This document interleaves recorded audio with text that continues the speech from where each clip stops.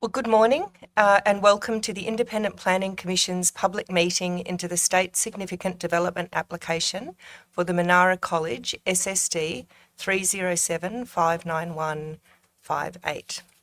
I am speaking to you from Gadigal land. I acknowledge the traditional owners of all the countries from which we meet today. I pay my respects to their elders past and present and to the elders from other communities who may be participating today. I'm Claire Sykes and I'm the chair of this panel. Joining me is my fellow Commissioner Michael Wright. No conflicts of interest have been identified in relation to our determination of this development application. We have a limited and specific role at the end of the planning process. We decide if an application should go ahead and if so, on what conditions. We consider the Department of Planning, Housing and Infrastructure's assessment report, the application, your written and oral submissions and other materials that the planning law requires us to consider. All of these materials are either already publicly available or will be made available on our website. In making a decision on this case, the Commission must obey all relevant laws and consider all applicable policies and the public interest. We are also obliged to consider public submissions, and that is the purpose of today. We want to hear what you think about the merits of this application. This is not a forum for submissions on whether you like or approve of the applicant, the laws we must obey, or the policies we must consider. Should any speaker raise matters that are not relevant to the Commission's functions, we might ask you to redirect and refocus your submission. Every speaker will have been provided with the Commission's guidance for speakers, and as Chair, I will apply that guidance. The application has already been assessed by the Department on our behalf. Many of you may have already participated in the Department's processes. Thank you for your participation. There is no need to repeat your previous submissions. They are all available to us for our consideration. The applicant and the Department have considered your submissions and taken them into account in the application, assessment and conditions we're considering today. At today's public meeting, we want to hear your response to the Department's assessment, recommendations and the recommended conditions. Even if your submission today objects to the application being approved at all, we encourage you to tell us whether any of your concerns could be addressed, either wholly or in part, by the imposition of conditions. Your consideration of alternatives does not in any way compromise your submission, and it enables the panel to consider all options. First, we will hear from the applicant's representative. The Commission has directed the applicant to focus its contribution on any aspect of the application that may have changed since the Department exhibited the application in 2022 and 2024. We will then proceed to hear from our registered speakers. While we will endeavour to stick to our published schedule, this will be dependent on registered speakers being ready to present at their allocated time. I will introduce each speaker when it is their turn to present to the panel. Everyone has been advised in advance how long they have to speak. A bell will sound when a speaker has 1 minute remaining. A second bell will sound when a speaker's time has expired. To ensure everyone receives their fair share of time, I will enforce timekeeping rules. Extensions, however, may be granted on a case-by-case basis by the panel chair. However, in the interest of fairness to other registered speakers, an extension may not be granted. If you have a copy of your speaking notes or any additional material to support your presentation, it would be appreciated if you would provide a copy to the Commission. Please note that any information given to the Commission may be made public. The Commission's privacy statement governs its approach to managing your information, and it is available on the Commission's website. Then, at the conclusion of the public meeting, we may ask to hear from the applicant to answer any questions or respond to any issues raised during this public meeting. So with that, We now call for our first speaker, Elaine Roff. Elaine Roff, who is the applicant's representative. Thank you, Commissioners, and thank you for the opportunity to address yourselves and the members of the community online today. I've been the planner for Minarah College since 2021, and I can honestly say that in my career as a planner, I've never worked with an applicant so committed to delivering education facilities for the students of Western Sydney, and so open to working with the Department of Planning, government agencies and the community to deliver that infrastructure and mitigate any impacts. Next slide, please. Since its inception, Minarah College has been a critical piece of educational infrastructure needed in Western Sydney. It's a changing area, significant population growth. It's also a community and cultural piece of infrastructure. It's not just a college, it will be available for use by the community. And in listening to agency feedback, Department of Planning feedback and community objection, the college has significantly reduced its building envelopes and its student capacity, resulting in a site and a development that is suitable for the location. There is significant enrolment demand for a school in this area, but that has been balanced with a reduction in the scale of both the building envelopes and the student and staff capacity. Slide, please. The proposal has been amended over the last couple of years. We started with 5 stages, that's been reduced to 4. We've reduced the number of students quite significantly, down to a total of 980, but we're still maintaining a primary school, a high school, a school for specific purpose and early learning, creating a really fantastic educational campus. Staff has also been reduced and gross floor area. And I think the important thing is that in reducing all of these things, we're reducing the potential impact of the scale of the development and staging infrastructure and delivering infrastructure on site as well as off site to cater for a school of this size. Next slide, please. As you can see, it's a long journey, nearly 5 years, but throughout the process, the applicant and its project team have worked really well with government and the community to scale back the development and address the issues that have been raised. And I think that's reflected in the next slide, which shows we've really flipped from a large amount of objections to a large amount of support. I know we'll have some balanced submissions from the community shortly, but this really reflects the work that the applicant has done to address the issues. And in terms of amending the proposal, if we move to the next slide, as I've said, the scale has been substantially reduced. Hours of use of facilities has been revisited, and to manage noise impact and traffic impact, use of the hall has been reduced to 9:30 p.m. The site has been subject to a biosecurity assessment, which really supports the fact that the land uses in the area are changing and any impact from this school can be managed. The applicant is also delivering infrastructure on site and then off site in terms of car parking and road upgrades, which have all been developed to support the 980 students. And as I said, the scale has been reduced in terms of buildings. Setbacks have been increased to manage visual impact and privacy. Finally, traffic and flooding on the next slide. Thank you. As I said, road upgrades will be delivered and also flooding will be addressed and mitigated through a flood emergency management plan. Sorry, if I could interrupt you there. I don't know that my error. Yeah, the traffic and transport has come up. Yeah. Sorry, and just in the interest of time, we'll just flip to the final slide, which is really showing that this area has undergone significant growth and development. The Southwest Growth Area is very much developed.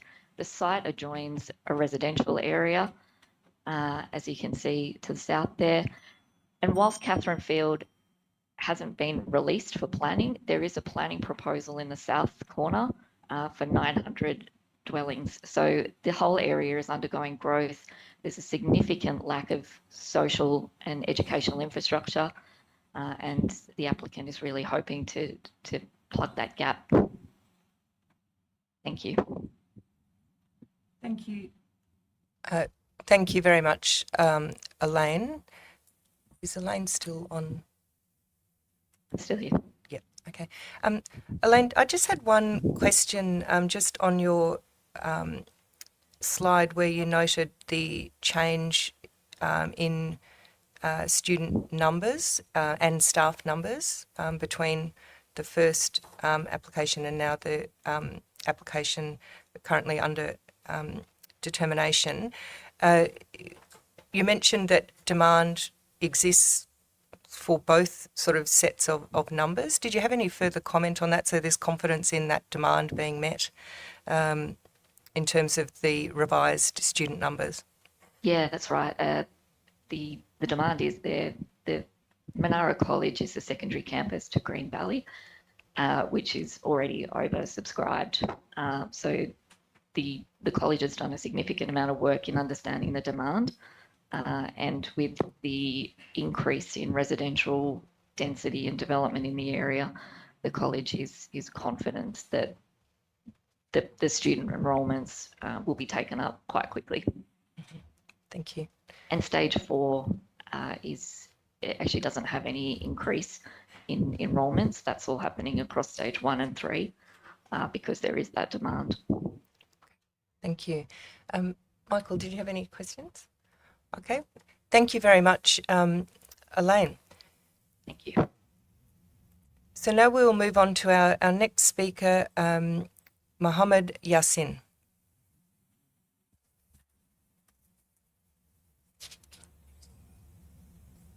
Oh, not. Okay.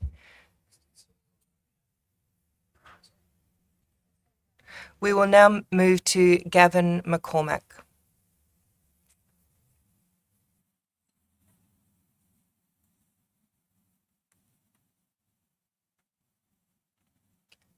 Thank you, Gavin, and thanks for being available a few minutes earlier. Over to you. Hello, good morning, everybody. Just wanted to explain my experience with Minarah College, which is one that I have had for the last couple of years. Firstly, I'm a school teacher, 30 years. I'm a school principal from Sydney, and I've worked with a lot of schools around the world. Currently, I'm running an organization called Upschool, where we consult with schools doing what we call big work projects, so that they can potentially give students a chance to have voice, agency, and autonomy around the way that they operate. My experience with Minarah College has been absolutely phenomenal. In fact, I'm a keynote speaker around the world in many domains when it comes to education. And I often speak of Minarah College because what has happened at the school in the last 2 years that I have known it has been phenomenal. Innovative, student-led, with academic, emotional, social, emotional development with all the children. Extremely positive, and I've been there many, many times. My experience with Upschool correspondence with Minarah College has proven to me that what they deliver is authentic. In actual fact, many schools around the world, they have words and mantras and constitutions on their website that say student-led, child agency, project-based learning, X, Y, Z. But quite often I'm yet to see all of those take place and in full complement within the school. However, at Minarah College, in my experience, has been exactly that. So everything has been evident. One particular project I'd like to bring to the attention of all the people here is we know that literacy is a huge part of the educational journey for all students, all the way from preschool to the HSC.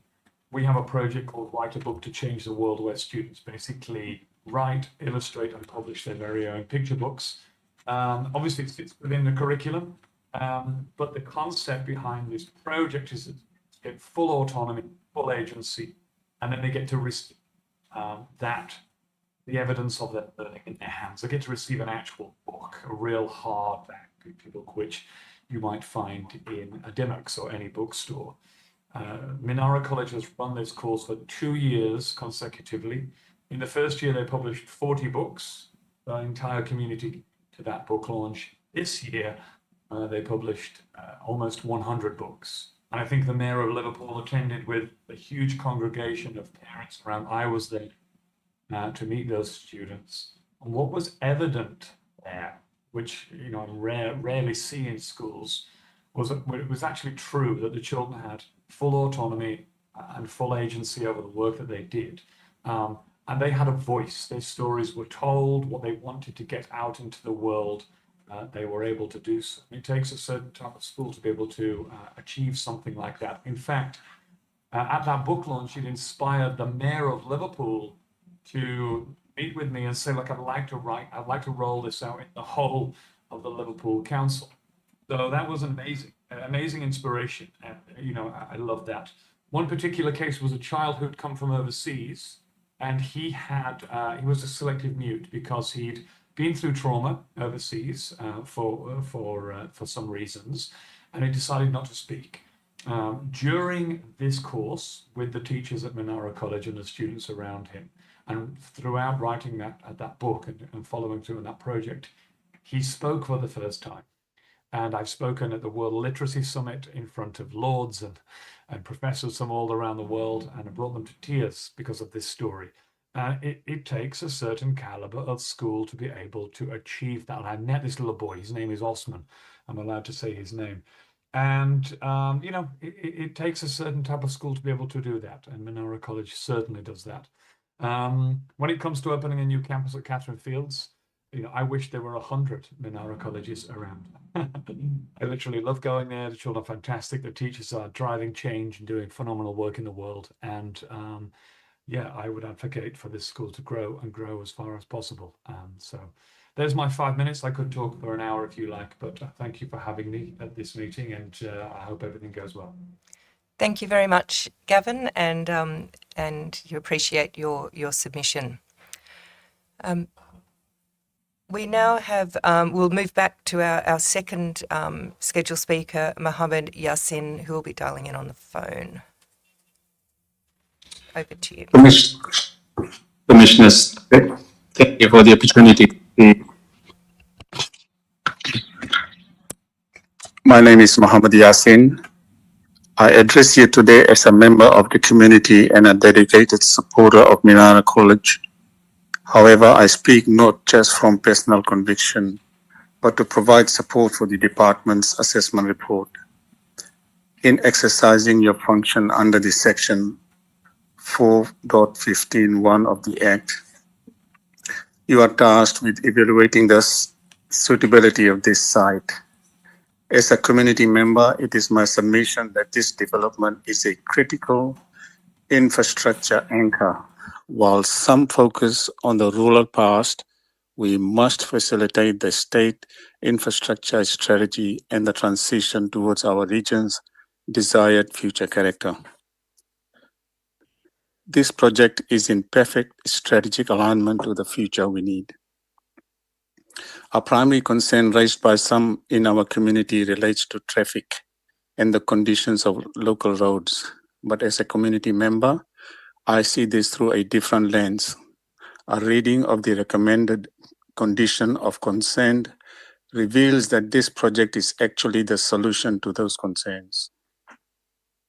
By approving this state significant development, the Commission triggers significant developer-funded infrastructure upgrades, including road widening, signalized intersection that Camden Council currently lacks the budget to deliver.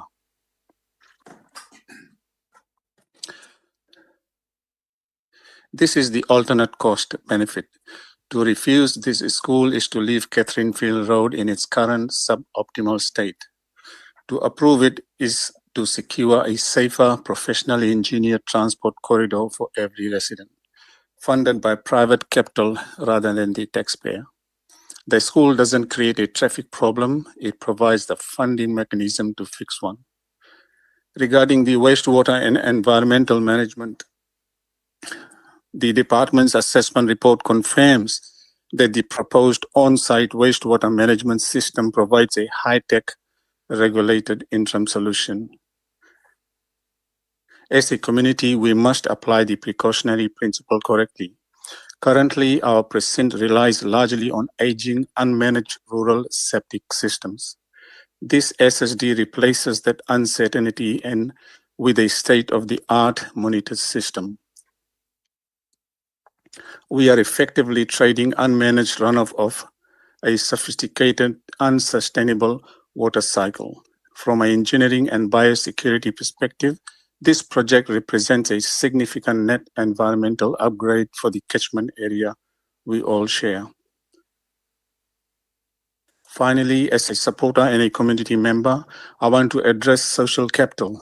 The Southwest is currently an educational desert. Existing schools are operating at capacity, and the demand for this college is at a documented necessity. Furthermore, the college is committed to a shared facility framework. This means the sporting fields and libraries are designed as community hubs for all of us to use in an area where infrastructure has struggled to keep pace with growth. This private investment provides a multi-million-dollar community asset at zero public cost. This is the definition of efficient land use that serves the entire public interest. In conclusion, the department's assessment report has successfully mitigated every technical challenge through its recommended conditions. To reject this proposal based on amenity concerns that have already been technically resolved would be to ignore the evidentiary basis of the New South Wales planning system. I urge the Commission to uphold the department's recommendation and approve Minarah College to secure the infrastructure, safety, and educational future of our community. Thank you.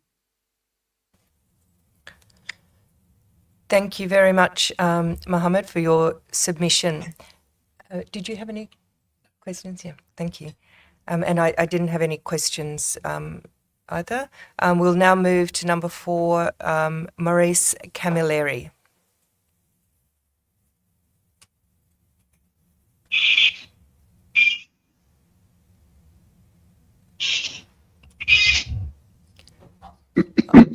Maurice, you're online. You're ready to go. Okay. Apart from the general reasons of objections, such as safety risk, pedestrian danger, significant noise, inadequate site servicing and wastewater management, and the list goes on, I want to point out my week-to-week experience that I've had over the past several years. 2 days a week, my wife and I pick up our 2 grandchildren from Oran Park Anglican School. My grandson gets out around 3 p.m. and my granddaughter is released around 3:10 p.m. We arrive at the school at around 2:50 p.m. as there is often a queue of cars waiting to get in line. It may take up to 3:25 p.m. by the time we pick up both our grandchildren. Upon arrival, we witness other parents and grandparents scrambling to get a spot in the line as close as possible to the exit gate.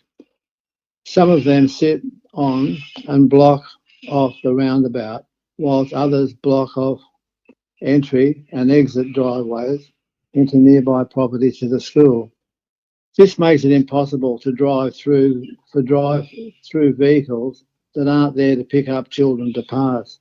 So these vehicles may have to wait up to 10 minutes to get through. Often is the case that innocent drivers get out of their vehicle hurling abuse at lawbreakers. Either they don't know the road rules or it's just sheer arrogance. We get the feeling that there is a serious incident that will occur. Oran Park School has several entries and exit avenues, whilst Minarah would only have one being Catherine Fields Road, which would make it a dangerous bottleneck, to say the least. Hence is another reason why Minarah College should not go ahead. So I guess what I'm saying is that we've given enough reasons, good reasons why it shouldn't go ahead. I'm surprised that it's got as far as it has now. So that's about it.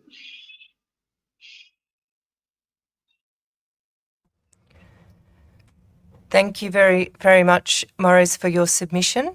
I would now like to call Camden Council to the floor.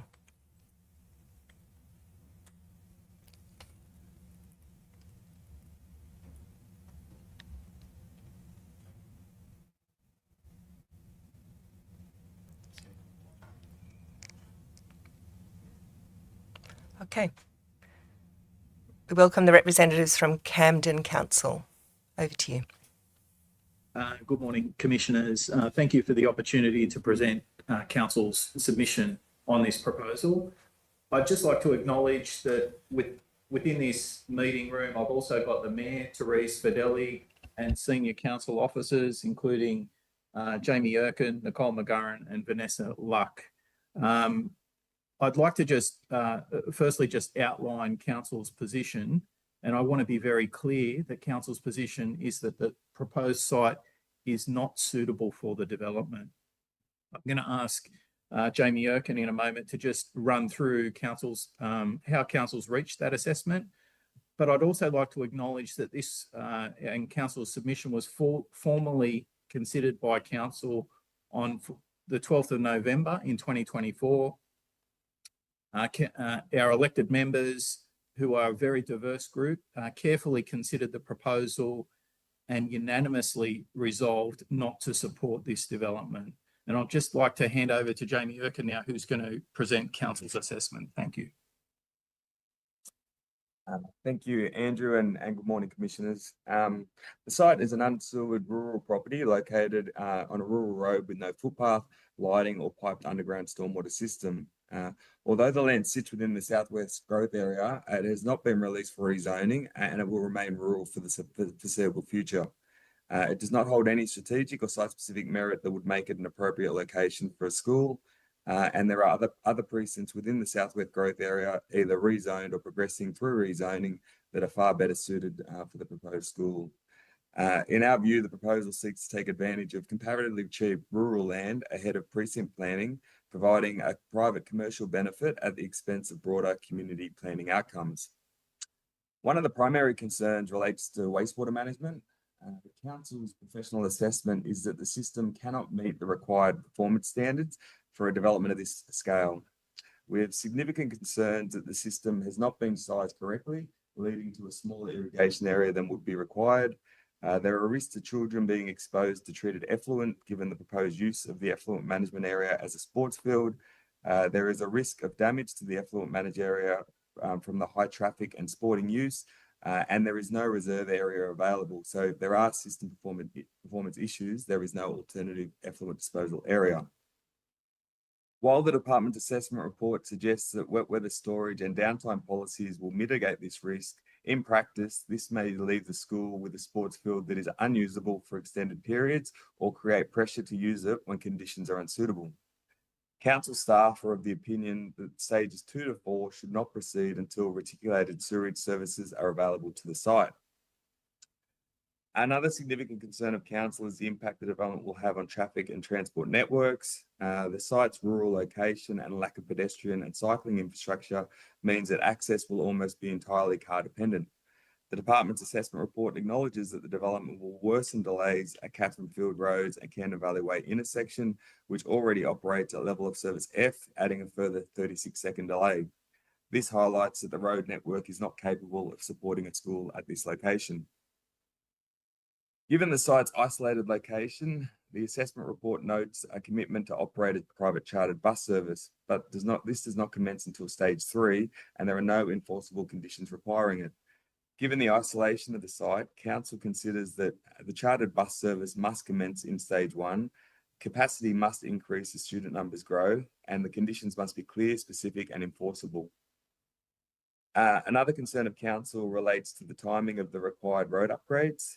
In the assessment report, the department agrees with council's position that the proposed road widening and upgrade should be delivered in stage 1.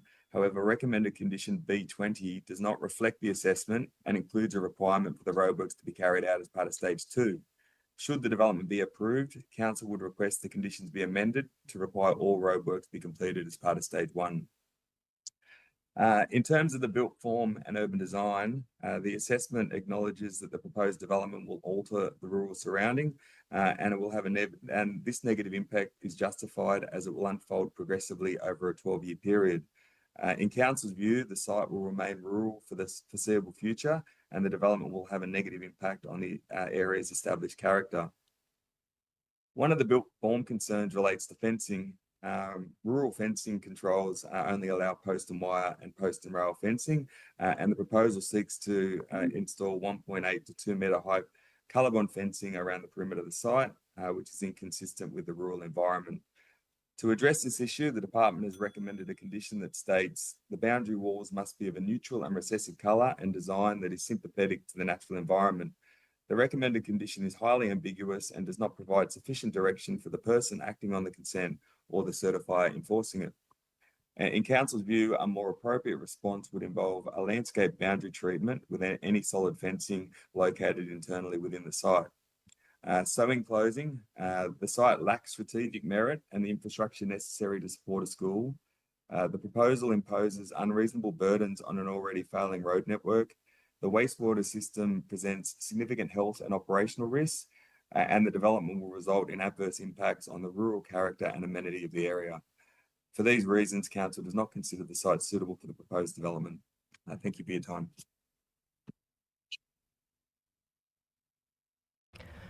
Thank you very much, Representatives from Camden Council, for your submission. Michael, did you have any questions?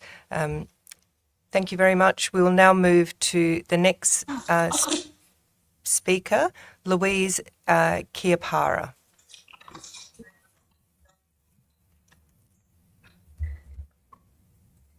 Yes, hello. Hello, Louise. Good morning, members of the panel and council and the public. My name is Louise Chiapara, and I'm a resident of Catherine Field and have been living here literally my whole life. We are a rural community, and for me, this is home. My concerns for the Minarah College development application are the same as many other members of our local community. I have seen many changes over the years living here, such as acreage being developed into 1 acre lots, our previous local shop, local preschool, local community, hall, fire brigade, sporting and playgrounds, all fitting and adaptable developments to our existing environment. And I honestly believe these developments are welcoming and necessary for our community. Many of us have benefited from these changes in some way. But this new development application for Minarah College, I believe, is not at all going to benefit or even be feasible for Catherine Field as it exists today. It is inevitable that changes are coming to Catherine Field in the future as far as development and infrastructure are concerned, but we are a long way from any of that today. There is no evidence to suggest that the infrastructure needed to cater for this development is going to be put in place even after the development is built. The existing roads are already in terrible state, and we just do not have the water or sewage infrastructure to cater for such a large number of people who will be accommodating this facility. The amended application and infrastructure noted by Minarah College will still not be enough for its proposed development. They claim they will meet, invest and build infrastructure, but it will still not be viable.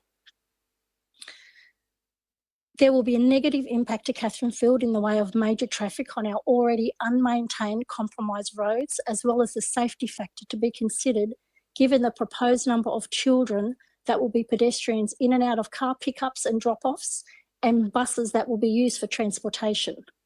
This school will most definitely attract large amounts of extra traffic from outside of Catherine Field and add to the existing road issues we already encounter. The major congestion this will cause on our rural roads will be no doubt inevitable. We will have daily congestion, longer commuting times, a 40-kilometre school zoning that will have to be put in place, and an unsafe environment with no infrastructure to cater for this. There is also the issue of lack of sewerage infrastructure. There is no evidence to suggest that the proposed development will have enough waste infrastructure put in place to be feasible given the large number of people accommodating this facility. In the event of heavy rain and flooding, the neighbouring properties will be majorly compromised with no foresight as to how this will be maintained or dealt with.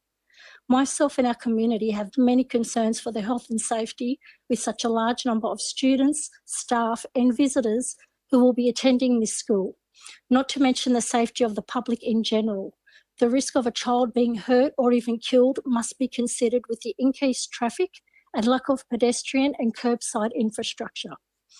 Unfortunately, a development of this size with the number of students, staff and visitors who will be attending, and also given the fact that it will be operating 7 days a week and outside of school hours, is not suitable for this proposed site. The development needs to be built in a much more suitable zoning where its size and use is more suited. We have so many other surrounding areas close by with much better infrastructure suited and zoned for its purpose. Schools are always in need and welcomed. My daughter is a school teacher, but they need to be built on an appropriate developed site that will be safe and suitable to the environment. This site in which the proposed development application is asking to be built on currently is unfortunately, in my opinion, not a feasible location. I hope this will be considered for the well-being of everyone affected. I thank you all for listening to my concerns and hope this application will be given imperative thought as to how unfeasible it will be should approval be considered. Thank you. Thank you very much, Louise, for your submission. Thank you. I would now like to call Emily Galvin. Hi, good morning. Good morning. My name is Emily Galvin and I'm a resident of Catherine Field and a parent. Emily, Yes. just letting you know you're very welcome to turn your camera on. Oh yeah, I'm having a few issues with it. I apologise for that. Okay, that's fine. Thank you. Sorry. I'm writing this submission to formally and strongly object to the proposal of the Minarah College development. My objection is grounded in a deep concern for the safety of my own children, the children who would attend the proposed school, and the broader Catherine Field and surrounding community. This proposal introduces an intensive, high-traffic land use into an area that is fundamentally unprepared, unsafe, and unsuitable for a development of this scale. Road safety is just an unacceptable risk. The roads servicing the proposed site are unequivocally unsatisfactory and unsafe. Our roads are just not good enough to support the daily traffic volumes associated with such a large educational facility. Our roads are barely good enough to support our current traffic conditions, and they never have been. I've lived in Catherine Field quite literally my whole life. When I was young, my brother, riding his bike on Catherine Field Road, was hit by a car not far from the proposed school site. It wasn't safe then, and it's not safe now.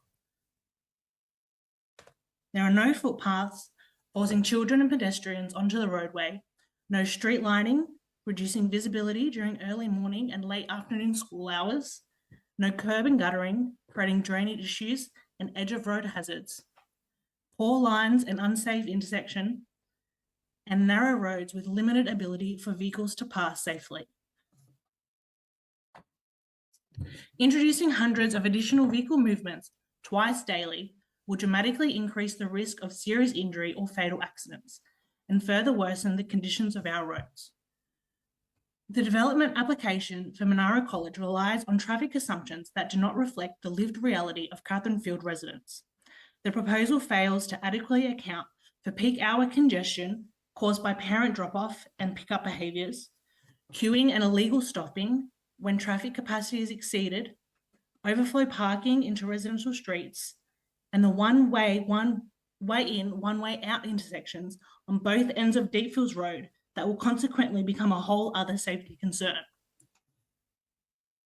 Increased congestion also raises serious concerns about emergency vehicle access. Delays to ambulances, fire services, or police, whether responding to the school or nearby homes, could have devastating consequences. The application does not adequately demonstrate how emergency access will be protected during peak congestion periods. The application does not convincingly demonstrate that the local road network can safely absorb this increase without substantial completed infrastructure. Promising future upgrades does not protect children or residents today. As a parent, I find it deeply distressing that this proposal would knowingly place children in harm's way. Children would be expected to walk along unlit roads with no footpaths, cross unsafe intersections, and navigate traffic congestion created by frustrated and hurried drivers. It's not a theoretical risk, it's a predictable and preventable danger.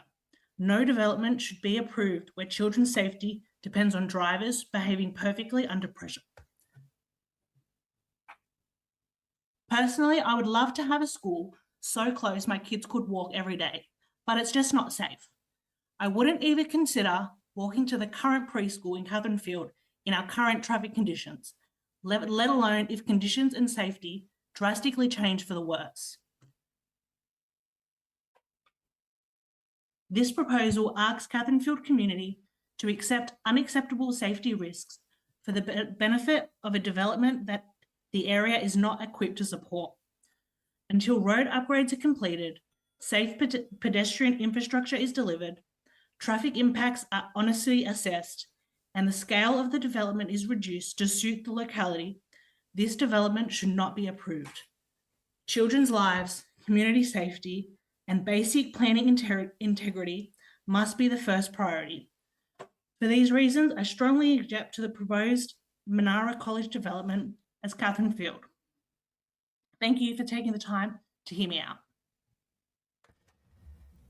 Thank you very much, Emily, for your submission. I just had one point of clarification.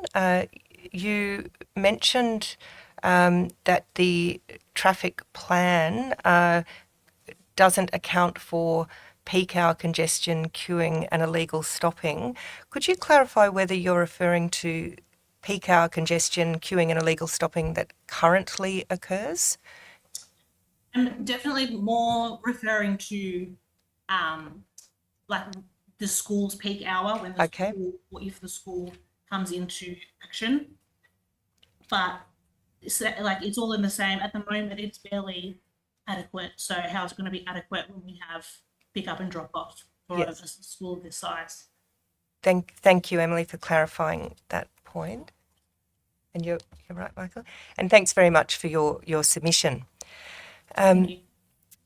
And now I'd like to call Renee V. Yes, I'm here. Thank you, Renee. Good morning. Good morning. I'm speaking as a long-term resident of Catherine Field Road to express my deep concern and strong opposition to the proposal to build a school on this street. I've lived in this area for the past 17 years. And like many members of our small community, I chose this area very deliberately for its peace, quiet and semi-rural character, where families expect calm, safety and a sense of escape from the congestion and noise of suburban living. If a school existed or even been proposed, I would never have purchased a home here. A development of this scale is entirely incompatible with our environment and the current zone for land use. Catherine Fields Road is not designed to safely support the level of traffic and pedestrians that a school would generate. With the opening of Luke's Lane into Springfield Road, traffic from the large Oran Park estate has already increased significantly. Navigation apps such as Waze and Google Maps are now directing drivers through Catherine Field Road as a shortcut heading north, turning what was once a quiet local road into a growing thoroughfare. This traffic already passes directly by the proposed school site and through surrounding rural streets, including Anthony Road, which is also regularly closed due to flooding. Just yesterday on my way to work, the traffic at the intersection of Bringelly Road and 4th Avenue Austral was completely at a standstill. This congestion is a direct result of the grammar school already approved and open on 4th Avenue. At one of our community meetings, A family member shared with us that they had elderly parents who lived right by this grammar school their entire adult lives, now faced with daily distress due to traffic congestion. They also described people parking across their driveways, preventing them from leaving their home, and even parking inside their property as if it was their right. This behaviour is unacceptable, yet is now a daily reality for them. This is the future being proposed for our street. Barramurra Public School already experiences unsafe traffic congestion due to afternoon pickup, with vehicles queuing on the road and again at a standstill for up to an hour. This proposal would bring the same conditions to our street, but at a much larger scale due to the numbers. The physical condition of the road further amplifies these risks. Catherine Field Road is already difficult to navigate, with many potholes that require constant attention just to avoid vehicle damage, which often requires you to veer to the other side of the road. There is also ongoing water runoff and flooding due to natural water flow, which regularly pools in front of the proposed site. After only a small amount of rain 2 weeks ago, I personally recorded footage showing water flowing like a river along the road in front of the site. I'm more than willing to provide this. If light rainfall already causes this level of flooding, I struggle to understand how construction vehicles or emergency services would safely access the site, let alone with all the traffic later on. This flooding would only increase with all the concrete and the roofs of the school would bring more water runoff. As someone who works in a school, I understand that firsthand how noisy and disruptive the school environment can be. This proposal states that sporting facilities and hall be used every day, including weekends, with activities continuing till 9:30 p.m. This would place an enormous burden on a community that currently experiences no street lighting, minimal noise, and a genuinely peaceful lifestyle. The thought of all this changing is deeply distressing. Who would realistically enforce these promised time limits? This represents an even greater intrusion into the lives of local residents than initially expected and would erase any sense of peace in our community. There is also serious health and environmental concerns due to the absence of sewer system. When I wash my sheets at home, my backyards become saturated due to our irrigation.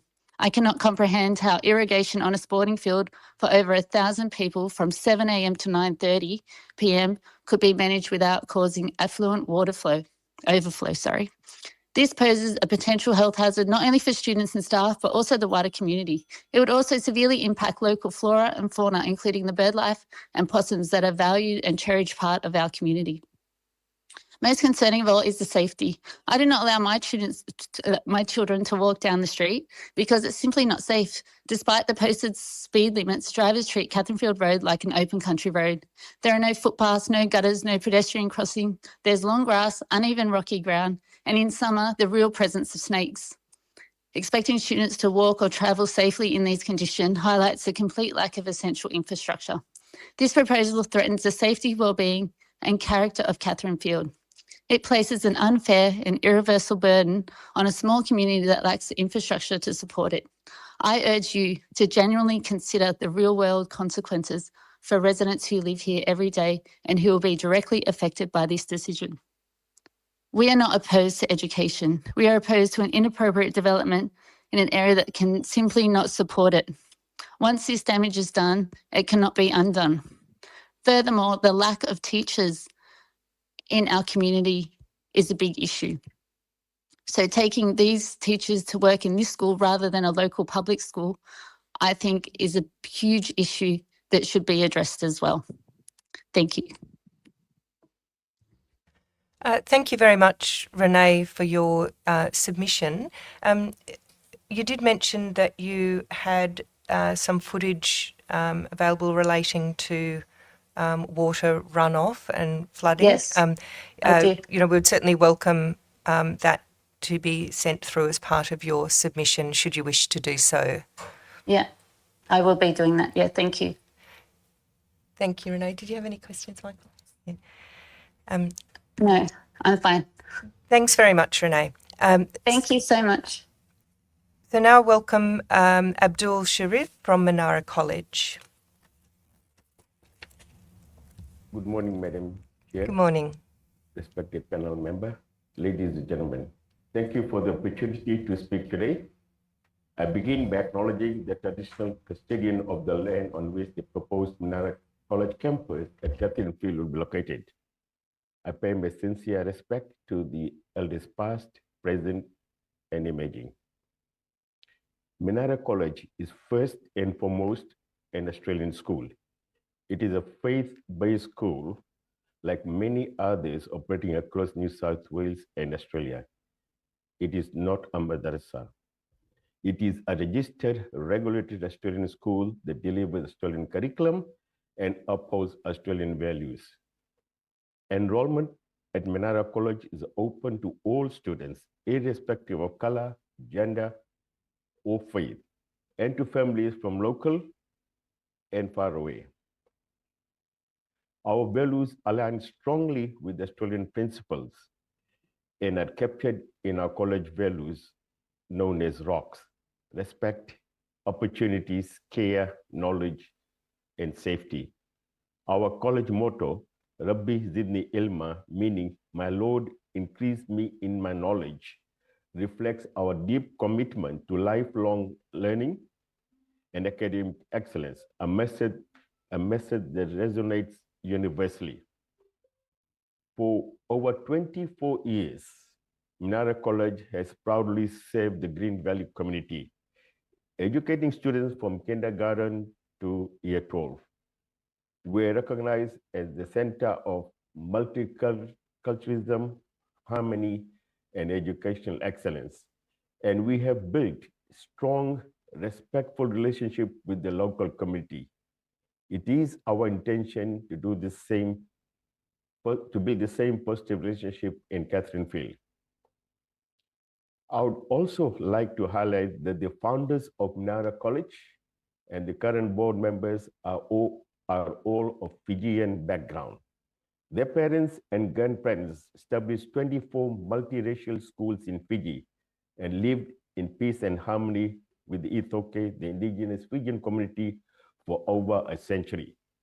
This lived experience of coexistence and inclusion is deeply embedded in our ethos and continues to guide our work here in Australia. We believe there is no better place than the school system to nurture respect, understanding, unity among young Australians. Turning now to the issue of capacity and community need.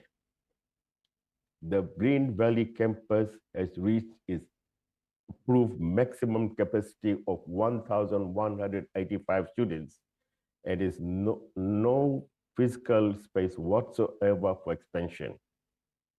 Demand has continued to grow. At the end of 2025 school year, approximately 150 students were placed on our waiting list. Many of them were siblings of existing students, a difficult and disappointing outcome for families as we just couldn't help them. For 2026, we are also forced to reduce our kindergarten intake from 4 streams to 3 because of classroom constraints, resulting in a further 30 or more students missing out on enrollment. Catherine Field is the most appropriate and closest location for our expansion. The proposed campus will relieve this pressure, enabling the Minarah College to meet the genuine community demand while continuing to operate reasonably, responsibly, and sustainably. The new campus will include modern built facilities supporting early and childcare, contemporary education, student well-being, and community engagement, benefits that extend beyond the wider community of Catherine Field. Minarah College is committed to ongoing consultation and cooperation with local residents, council, and authorities. The school seeks to be responsible and a positive contributor to the Catherine Field community. In closing, the proposed development responds to a genuine educational need, aligns with planning objectives, and supports inclusive, high-quality education for the growing community. I thank you for your attention and consideration. Thank you very much, Abdul Sharif. Did you? Just one question, Abdul. the proposal we have in front of us would accommodate 980 students. You talk about the Green Valley campus being at its limits now. Do you have a view in terms of the proposed student capacity for this new campus and the extent to which that would actually meet the demand you're talking about to access the campus? So I sorry, I didn't get the question. My question is whether in providing a facility which would accommodate 980 students, that facility will be able to effectively meet demand going forward. Yes, we are positive about the definitely, yes. Okay, thank you. Thank you, Abdul. We would now like to welcome Cynthia Mehta. Good morning. Good morning, Cynthia. Okay, sorry. My name is Cynthia Mehta, and I have been a Littleton resident for 25 years. In this time, I've seen a lot of change in the area, some good and some bad. I personally welcome schools of any denomination to the area, provided that they are in suitable locations and that have services that can cope, and also that don't compromise safety for the general community and for their own students. And being in this area for a very long time, I've witnessed what can actually happen when a school is built where the site is not what I would call ready. So Amity College on 4th Avenue is quite close to my home, and that's at Austral. And it's a prime example of how a school that was initially catering for a small number of students, how it can negatively impact an area. So traffic from this school blocks 4th Avenue for 2 hours, twice a day, whereby local traffic cannot even enter or use this road. It even spills over onto Bringelly Road, causing obstruction. The school has been operating for a number of years, and yet there has not been a road upgrade, even while the school has expanded, I believe, to maximum capacity. I feel that the same gridlock is inevitable if Minarah College development is approved. Catherine Fields Road is a rural single-lane potholed road with no plans for an upgrade. An important question is whether it will be upgraded by the time Minarah College has 1,000 students, teachers, and other visitors attending. And also a question of concern to me is what would happen if there is an emergency and the road is obstructed. I don't feel that this has been addressed, and it can't be addressed because it's a single lane road and Minarah College does not have the capacity to improve the whole road. Okay, that was my first point. My second point being pre-sec planning with its accompanying community consultation process is best practice when developing an area. Building a school on rural land without wastewater and road infrastructure, in my opinion, is simply poor planning. It's not sensible and it's detrimental to the community. I ask, why should our community be negatively affected to cater for students from other areas of Sydney? Local landowners have been waiting for years for rezoning to occur, and yet Minarah College is presuming to have rural land rezoned to suit their time frame without regard for community expectations and whether the land suits a school. State planning has released plans for lots within the Lippington growth area for the provision of schools, and these are more suitable with infrastructure already built or currently being built.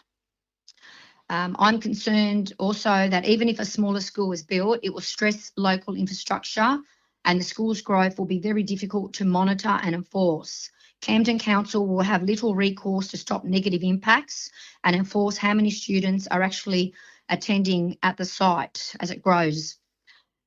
Ultimately, Minarah College does not have the financial capacity to upgrade Catherine Fields Road or wastewater lines in Catherine Fields. Minarah College, as far as I know at this point in time, has not secured special state road funding at the time of this application. It may well come in the future, but as far as I know, they haven't secured any of his special funding that has been mentioned by previous speakers.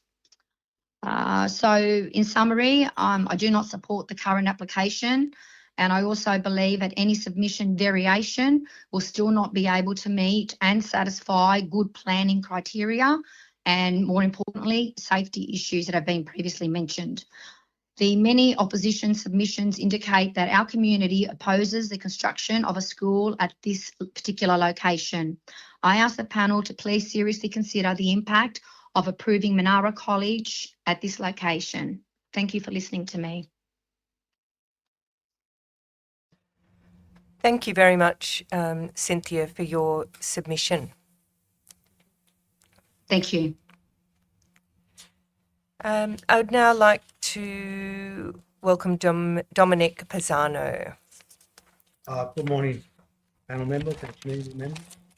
I did provide you a copy of my submission, so I hope you've got it. Thank you, Dominic. I can confirm that I have received that. Oh, terrific. Okay. Well, look, my name is Dominic Pisano. I am a long-term resident within the Camden LGA, residing in Leppington, which is very close to Catherine Fields Road and the proposed DA site. I commute along Catherine Fields Road weekly. I have family members that reside in that area and travel along this stretch of road to access through the Island Park. I have provided a submission in relation to my objections to the DA for the college without having to go over in detail what are obvious to everyone. And all concerned is the distinct absence of essential infrastructure and services within this location. These issues have been detailed specifically by the community members and our local government authority, Camden Council. It is pleasing to see that Camden Council have objected and not supported the DA. They are the expert authority, and when you have the LGA not supporting and objecting to a DA, this must be taken into serious consideration. We as the public and the local community members have expressed in detail our concerns. So from a public interest perspective, we also rely on our LGA to be guided by. I want to concentrate on three specific points within my discussion. They are: 1, precinct planning; 2, the local community concerns, what is the public interest; and 3, the unfair advantage that these types of isolated DAs pose to adjoining landowners in the local community. Number 1, precinct planning. This DA and similar others are in direct breach of and non-compliance with precinct planning principles. The purpose of precinct planning and having a precinct planning report is to support the planning processes by documenting and integrating the environmental analysis undertaken in support of the indicative layout plans and summarising the proposed approach to development. However, there needs to be a location that has firstly been identified as a new precinct. The areas of importance that require significant investigation and assessments are riparian corridors, water cycle management, the interface between rural, residential and employment land, biodiversity, land capability, traffic and transport, noise attenuation, provision of open space and community facilities. By simply allowing these types of commercial style developments to be constructed on rural zone land without any type of significant infrastructure services and appropriate assessments being undertaken is a recipe for disaster. Some points of note are: without matching increase in local infrastructure, this then places intense pressure on existing, often inadequate services, which is in the case in this area. Without integrated planning, this area becomes highly car dependent, resulting in traffic congestion, high emissions and limited options for walking or cycling. Inadequate, indirect and unsafe connections for pedestrians and cyclists are a serious concern. The need to have active transport within this location is a significant factor. This type of development is totally out of character within this rural zone location. Without proper precinct planning, this school could end up being located next to a future industrial area where there is a need to have adequate buffer zones in order to not have future issues with noise, odour and health risk from overspray and chemical spray drift, which is currently as a rural zoned area and farming area. The future concerns that there will need to be a remodel and overhaul infrastructure after the fact becomes much more expensive than planned, which is not in compliance and removed from a coordinated planning module. The current inadequate road network, Catherine Fields Road, is a 2-lane, unserviced, no footpaths and ungutted rural road. This also becomes a safety hazard for emergency services, response and access, thus creating a significant public safety risk. In essence, without precinct planning, this type of individual commercial size development is then disjointed. It becomes a fragmented development. It is a reactive project rather than proactive. It impedes community-focused growth, resulting in higher long-term costs for taxpayers and ratepayers. Essential resources will be diverted to provide services to this development, which has not been identified within the LGA of Camden Council, and taken away from where there are identified high priority areas that are rezoned and under development. It must be noted and considered by the various planning panels that when there has been a collaborative approach involving precinct planning and zoning of rural land for either residential, industrial, commercial, community and recreational development, that these particular large lots of land, which are in the hundreds of acres in size, are now able to be connected to adequately constructed stormwater systems, wastewater systems, upgraded energy grids, road corridors, transport networks and hubs, upgrades to various road networks, which have all been established to cater for the increase in population and traffic volume within the newly zoned and released area. This also takes into consideration the significant amount of remediation works and excavation of the land that is required to create compliant land use into housing estates, commercial areas, industrial estates, and community and recreational areas. Unfortunately, this DA bypasses all these established and necessary requirements and guidelines. To the local community concerns, what is in the public interest? I've been made aware that there are a number of submissions that are in support of this DA, as there are a high number of local community and general public submissions that are not in support, and along with our local government authority, Camden Council. Can I ask that the panel pay very careful attention to the actual locations where the external submissions are based from? The fact that it is a local community and the general public within the Camden LGA that will be impacted by this development, and not those that are travelling from long distances to either work at the location or drop off their children and attending events. The external submissions and individuals which are out of area are not those ones that are then faced with numerous disruptions to the local area and community of Catherine Field, which is their place of abode. As I've previously mentioned, the best gauge and direction and advice is the decision provided by LGA Camden Council, who are the best placed authority in assessing and determining the identified issues and risks within this type of DA in this location. I respectfully ask the panel to take into consideration what is in the best public interest in this matter, and that is to listen to the concerns of the local community and our LGA Camden Council. It is easy to be persuaded by the fact that there are supporting submissions, but the majority of these do not reside within the local area or the local government area of Camden. 3, the unfair advantage that these types of isolated DAs pose to adjoining landowners. As I've mentioned earlier in relation to precinct planning and its principles, it must be pointed out that the LGA Camden Council have very accurately detailed the significant factor in all this process, and that is the applicant is seeking to develop relatively cheap rural land prior to precinct planning and rezoning. This provides a private benefit for the applicant at the expense of the wider community. This statement alone accurately describes the situation that is currently before us. There are local landowners and adjoining landowners that have been residing in this location and surrounding area for the past 20, 30 and 40 plus years. They have patiently been waiting for eventuality that in the future, this area and location will be identified for future release, and that a holistic precinct planning approach is implemented and involves what I have described previously in detail. The individuals and groups that purchase rural land, knowing that it is rural land within specific zoning capabilities and objectives, are attempting to circumvent the entire precinct planning process in order to obtain a significant financial and community advantage. I'm not questioning in any shape or form that any groups, as in this case, should not be permitted to purchase rural landholdings. However, as Camden Council have stated very specifically, these landowners should not be able to develop cheap rural land prior to precinct planning and rezoning, as it provides a private benefit for the applicant at the expense of the wider local community. The majority of landowners and community in this area have been waiting patiently with the future hope that their land and the surrounding areas will be identified by state planning and local government area Camden, and that all stakeholders will be given an opportunity to provide their input and feedback in deciding how the precinct will be shaped and look. Until such time that this fair and equitable process of precinct planning occurs, The landowners and the D applicants should be advised to wait until this is confirmed by the various state planning authorities and LGA Camden. To allow this DA to be approved is providing an unfair and distinct disadvantage to all the surrounding landowners within the vicinity. The envelope of rural land that the DA refers to will incorporate that entire property without consideration for future planning, where adjoining property owners will be affected by subdivision and road designs through their property.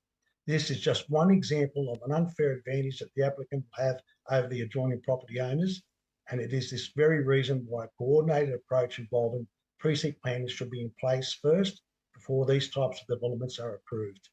Thank you. Thank you very much, Dominic, for your submission and also for the submission of your written submission. Thank you. I'd now like to welcome Georgina Han. Hi. Morning, Georgina. Hi. My submission to oppose this, an overwhelming amount of residents. Sorry, I'm getting feedback. I'll keep on going. I don't know. Okay, I'll start again if you don't mind.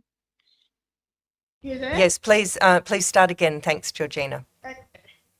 An overwhelming amount of residents of the Catherine Fields oppose this proposed large-scale school development, Catherine Fields. We have been going at this since 1921, twice presented at the state planning where it had been knocked back, not allowed. This area of Catherine Fields is not even in the planning stages of any type of precedent planning.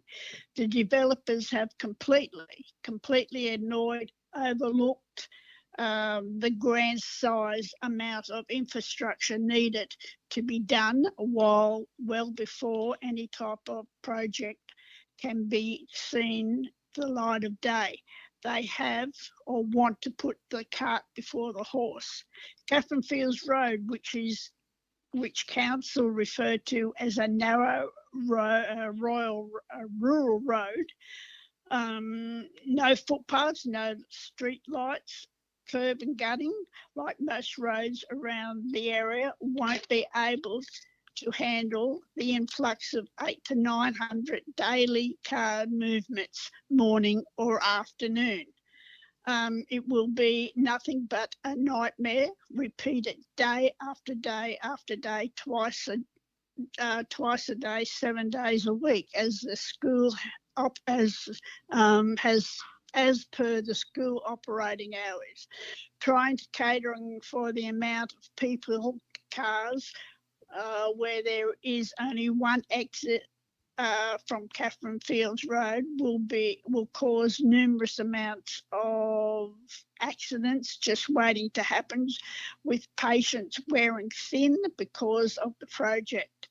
The land in question is zone RU4, protected primary land production. It is of poor quality, cheap land, prone to overland flooding, putting students, staff at risk, whilst inadvertently pushing flood waters onto neighbouring properties as well as properties downstream from South Creek. The area is already prone to flooding in high rainfall periods. Camden councils have told the developers that there is better quality land available for them with most infrastructure already in place, planned, including sewerage connection. They plan to manage waste for over 1,000 people a day on the site in a rural area, which will be a volatility environment and cause for alarm. Who will be held responsible for this? The land is of poor quality. What about the soil? Is it high permanently to absorb large volume per day? If not, the system will fail, causing the surface effluent continuously flow to be overwhelmed by sudden massive influx of water, non-stop use of water, like a huge event being used. Excessive water use could push the system beyond its capability, leading to backup slow water drainage and even failure. The proposal to disperse treated sewage beneath the playing fields, which more than likely put the students and the staff at risk. I would not want to let my child play on a field that could and will leak effluent when either not maintained or to the letter, or the system fails because of the inability to handle such volume day in, day out. Who will be held liable for this if this happens? How do you evacuate 1,000 people if they need to get to the nearest community hall, walk on the road? The community hall won't even hold 1,000 people. Noise and consideration. The school has stated it will be operating 7 days a week, day and night, from 6:30 to 7:30. From 9:30 at night. Floodlights will be used, shining on the neighbouring properties with constant noise going. This project does not fit the rural setting where's the consideration given to the local community who enjoy a tranquil, peaceful, quiet lifestyle living. There is, I've only got a couple of more lines to do. Thank you, Georgina. Yeah, that's fine. If you'd like to continue on. Yeah. Okay, there is so many issues wrong with this development. You have in front of you all the reports, information opposing this development. Let common sense prevail. Lastly, in closing, Camden Council, our state representative, and the Catherine Fields community all oppose this development. Thank you. Thank you very much, Georgina, for your submission. And now, according to the schedule, we are, and I also just like to thank all submitters for keeping generally to time. We're now up for a 20-minute break, and we will commence again at 11:39 with Speaker 13, Holly Berringer. Thank you very much.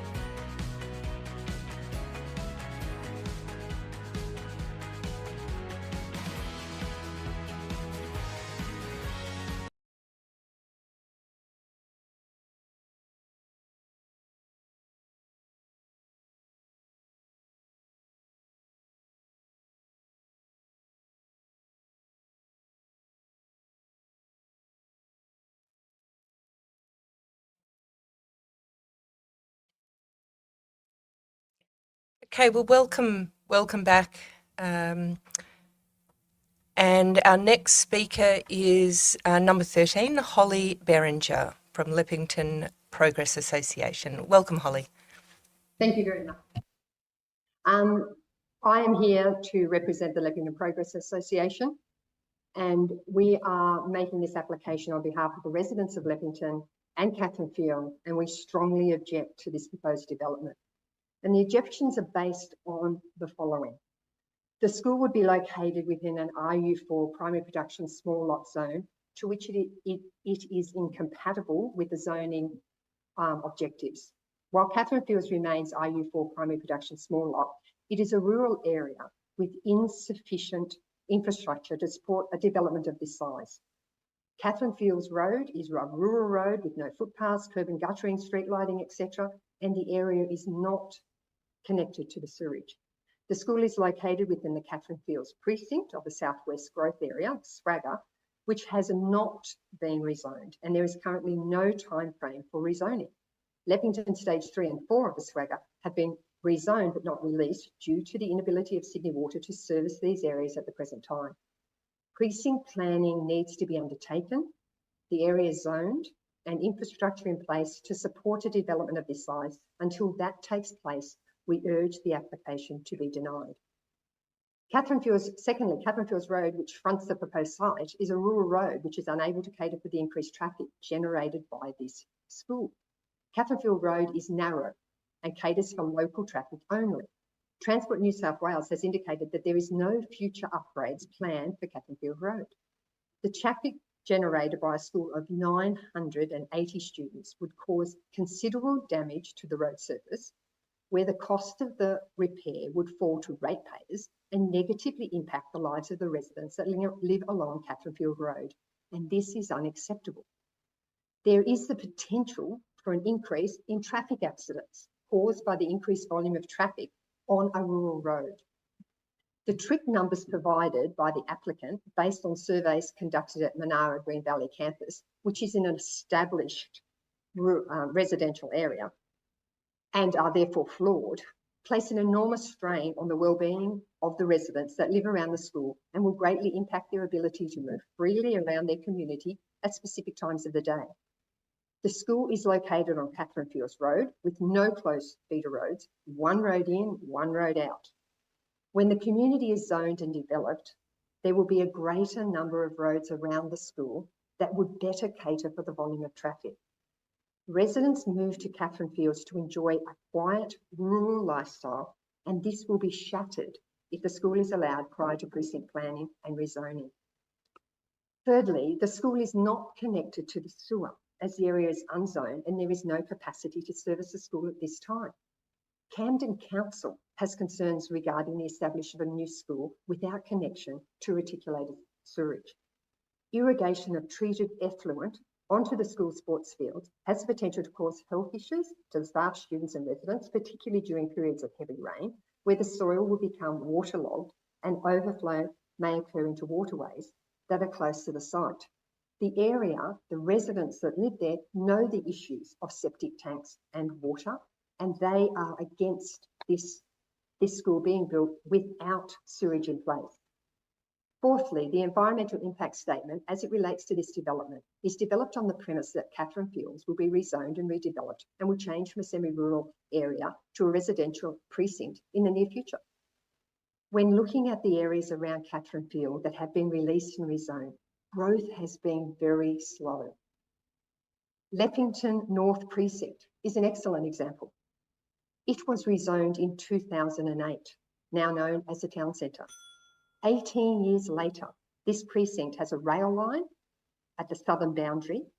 It has a rail line, and at the southern boundary, a Woolworths complex that opened in 2023, a McDonald's which opened in 2024, a service station in 25, and a childcare centre. And that is all the development that has taken place in that precinct in 16 years. Catherine Field North, Catherine Field and Rossmore are yet to be zoned and released.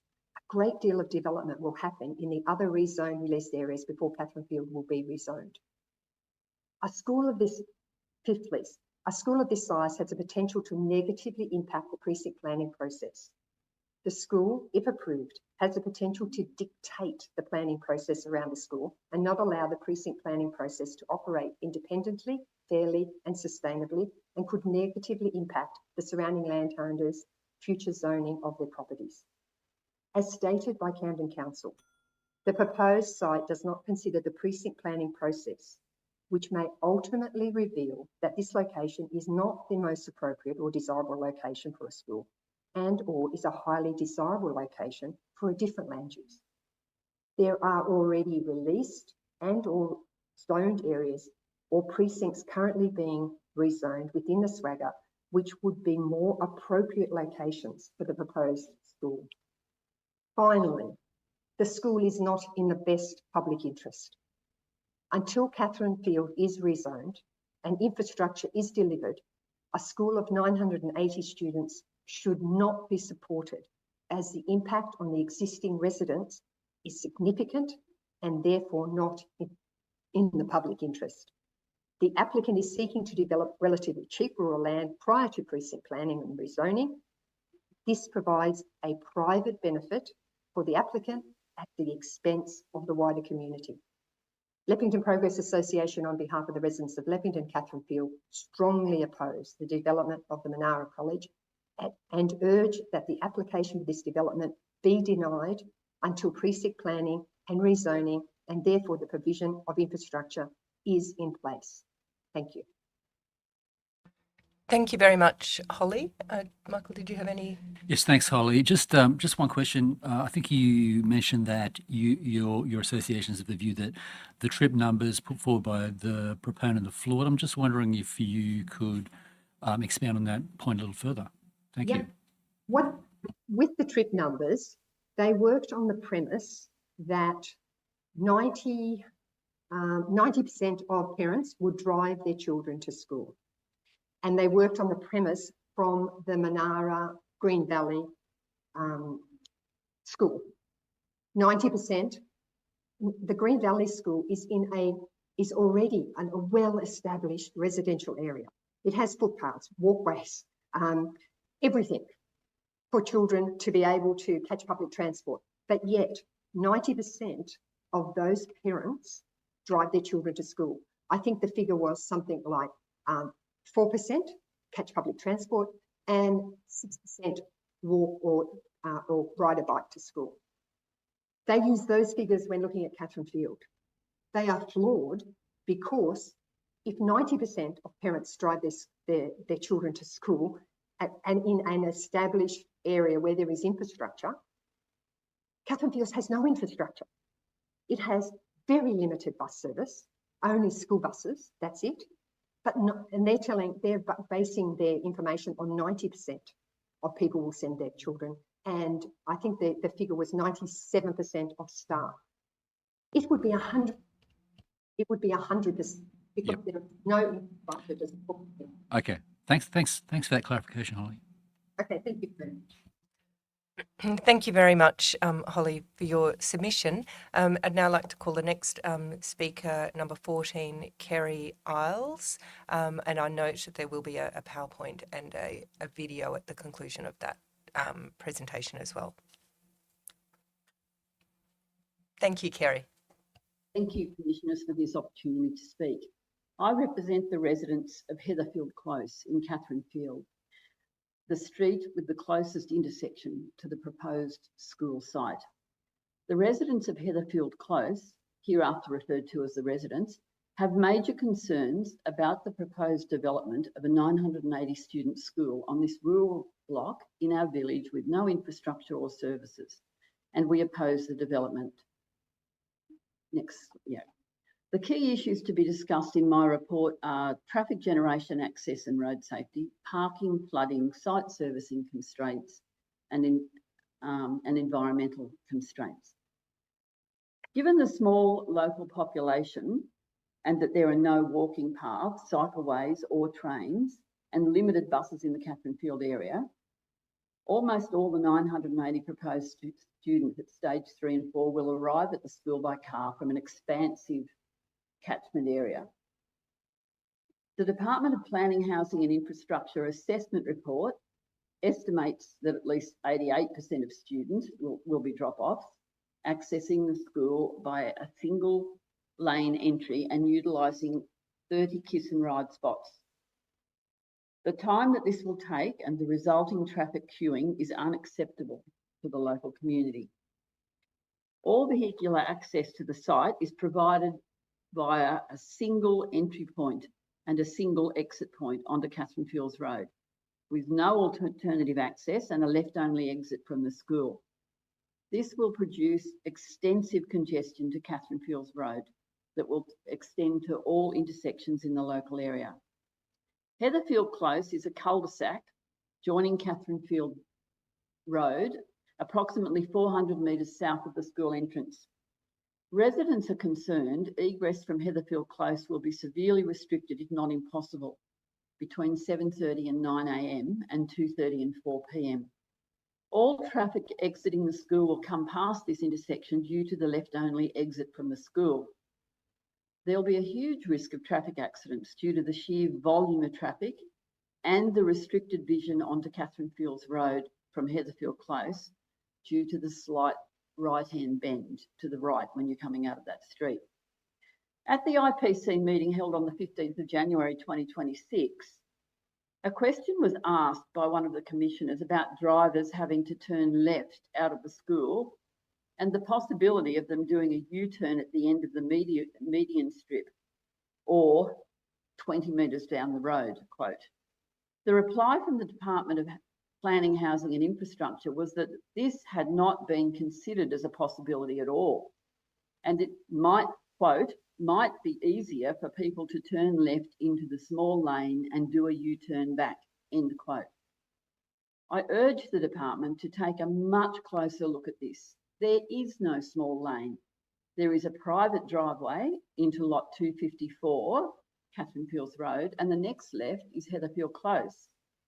This clearly shows that the traffic situation has not been adequately assessed, hence the concern of residents. In most places, Catherine Field Road falls away to irregular drains and culverts, making parking along the side of the road either impossible or dangerous. Note that the proposed development only documents upgrades to the road directly in front of the school site. Safe street parking for visitor access to the proposed school is extremely limited on Catherine Field Road due to the lack of curb and guttering, the uneven road surfaces, the limited verge areas, the culverts and the drains running parallel to the road. There's no visitor parking included in this proposal at all, and we all know that schools hold events where parents and family come along, and sporting events on the weekend where you have a lot of visitors. The residents have concerns over the parking for the parents and community at the school, as there is little on-site parking for visitors and no planned street parking at all. As a small village, we don't have blocks that you can drive around to find a park. I think it's something like 6 or 7 kilometres to do the loop around what we would consider the block, the rural block, to get back to that school if you're just staying on the one side of the road. The wastewater management plans are totally unacceptable to a local community who have used septic and envirocycle systems for years. A development of this scale, intensity and duration of use is not appropriately serviced by interim or private infrastructure solutions. And we believe that this will have negative impacts on the community, including ongoing unacceptable odour issues. The absence of guaranteed, fully delivered essential infrastructure at the time of operation demonstrates that the site is not suitable for the proposed development and that the proposal represents premature development.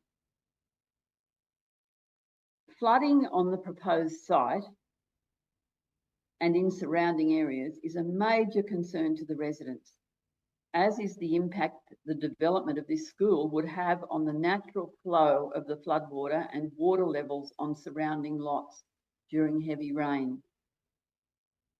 Lot 268, one of the school lots, is seriously impacted every time we have heavy rain, and the lot is indicated in the Upper South Creek Flood Study Review.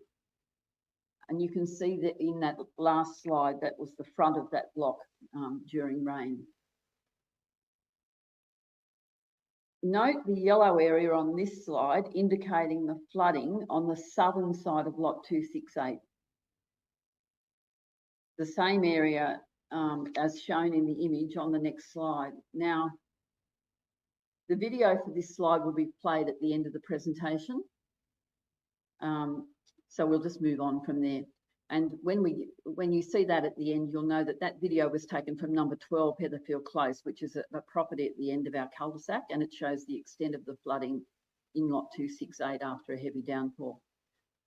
Camden Council acknowledged Lot 268 as a flood fringe area in 2021 and stated the land is subject to flood risk management development controls. Yet there seems to be little planning in the proposal around how the stormwater will be managed and what measures will be put in place to protect neighbouring properties.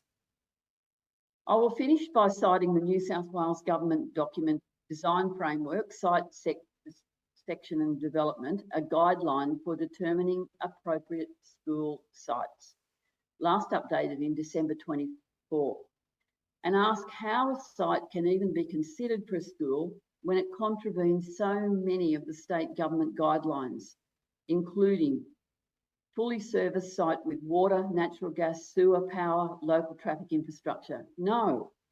Road frontage ideally on 3, but at least 2 sides. No. Safe pedestrian and vehicular access onto the school site. No. Walking distance to public transport. No. Located within a well-structured movement network that provides appropriate road infrastructure and safe pedestrian pathways. No.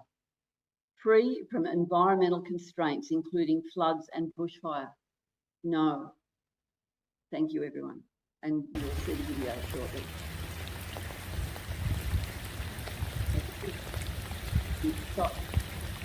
Block the flooding.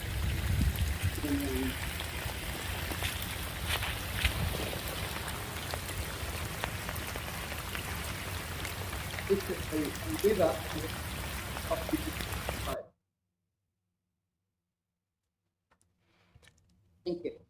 Thank you. Thank you very much, Kerry, for your presentation as well as the video. I just had one clarification point. You mentioned that you're representing or that you're speaking on behalf of the Heatherfield Close residents.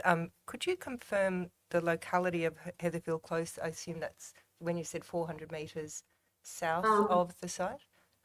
The first slide that I put up showed the locality.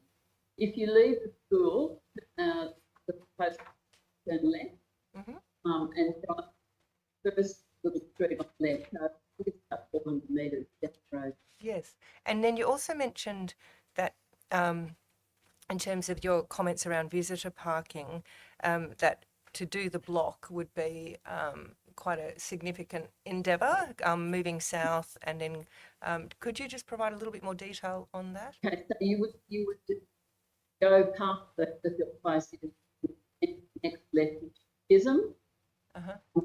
You would go across Chisholm, and then you would have to turn into the road and stop for 2 or 3 kilometres until you met up the T intersection, turning left and complete the loop with another 2 there. Thanks, Kerry. I think there was a little bit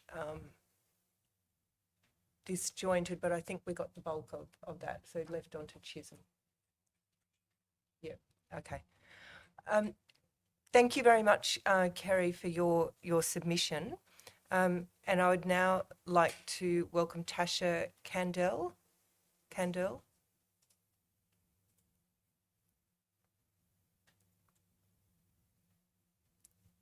As a local of Fields for over 30 years, I strongly oppose this development application. The project is incompatible with the rural character of the area, and the site lacks the essential infrastructure to support a development of this scale. This project doesn't serve the local community, and those living closest to the site are extremely concerned. We need a thorough assessment that prioritises the feedback of local residents who live here and who have actually read the technical documents. The drop in submissions for the second round isn't due to lack of interest. It's because the planning portal has been difficult to use. Many people were locked out by the login issues or simply couldn't navigate the account setup, restricting feedback to an online portal while banning email or postal submissions excludes many voices in our community. The site is located on a narrow road which lacks streetlights, curb and guttering and stormwater drainage. It's already deteriorating due to the heavy traffic. Planned housing and the Camden Valley Way intersection will push capacity to a dangerous level. How will traffic be managed when hundreds of cars from both directions try to enter one narrow driveway? There's no question that there will be queuing in both directions of Catherine Field Road. The single exit point is on a dangerous bend, which will further be obstructed by buses in the parking bay. Most concerningly, this traffic chaos will block emergency vehicles as the narrow roads offer no room for bypass congestion. The installation of a concrete island and the right turning lane will not only restrict vehicles from turning right out of the exit driveway, it will also restrict the immediate neighbours from turning right out of their own driveways. Yet the claims that the development is beneficial to the community, but I do not think that is correct. Another key concern is the absence of any footpaths needed to support the local school. Pedestrian footpaths around New South Wales schools are essential to the increased student safety by separating pedestrians from traffic, reducing fatal injuries. With no further plans of footpaths being installed other than the frontage of the site, this proposal should not be approved. Another key concern is that, Catherine Fields currently lacks a connection to the sewer mains, with no confirmed timeline for completion, making the proposed subsurface irrigation and pump out system entirely inadequate. This system poses a significant environmental and health risk, as heavy rain could trigger effluent overflows. Such failures could likely contaminate local land and vital water sources like South Creek, potentially violating strict environmental regulations. The water management plan shows that the proposed storage tank will only service the school for less than 1 day at full capacity, requiring constant refills. This ensures that residents will be forced to endure heavy trucks filling on-site tanks during sensitive hours, before 5 AM and after 9 PM. This creates a constant disturbance to the community. The proposal seeks to redirect flood hazards away from the site, yet replacing absorbent soil with extensive handstand surfaces will generate significant runoff that the planned pit and pipe system merely diverts onto other properties across Catherine Field Road. While the overflow assessment labels these impacts as minor and acceptable, it simultaneously acknowledges that the localised increase in flood levels for a specific neighbouring property, raising serious concerns about the fairness of safety of the development that prioritises in its own protection and at the direct expense of downstream residents. Adopting an early closure or evacuation strategy is inherently hazardous, particularly as many parents must travel from out of the area to collect their children. Council confirms that Catherine Field Road is subject to inundation during frequent 1 in 5 flood events. Consequently, any attempt to evacuate once rainfall begins risks traffic chaos on a narrow corridor, potentially trapping families and staff in rising waters. Should evacuation fail, a shelter-in-place protocol effectively isolates 980 people by ignoring the New South Wales Development Planning shelter-in-place guideline and isolating the campus. The school assumes any unacceptable risk to life, failing its fundamental duty of care to protect school community from the foreseeable harm. We have called the Green Valley campus to make inquiries about hiring out the hall, and were told that the hall was not for hire in public use. If Catherine Field is the sister school to Green Valley, we are led to believe that the new campus would also not be hiring out the hall. The assessment report claims that the estimate development cost is almost $124 million, yet the Minarah College 2024 annual report claims that the cost will be $134 million. Which is correct? We need to find out this information. In conclusion, approving this proposal in its current state forces our community to pay the price for a lack of coordination. We could not allow private development by bypass orderly planning at a local's expense without a coordinated approach and the necessary infrastructure already in place. It is the residents who bear the long-term safety and financial costs of this premature expansion. Thank you. Thank you, Tasha. And we're running a few minutes behind time, but we did have a question from Commissioner. Thanks, Claire. Just quickly, Tasha, you mentioned that you were of the view that the median strip proposed for this development would prevent right-hand turns from some private residences. Could you please expand on that? Yep, so the properties across, they wouldn't be able to turn out of their driveways, right? So if, yeah, does that make sense? If there's a medium strip in the middle. Median strip extends beyond the school frontage, yep? Yes, correct. So I think there's 3 properties that will be in front of Minarah. So therefore, yeah, those 3 properties will be restricted from their driveways. Understand. Thank you so much. Thank you for that clarification, Tasha. And now I'd like to welcome Bruno Costa.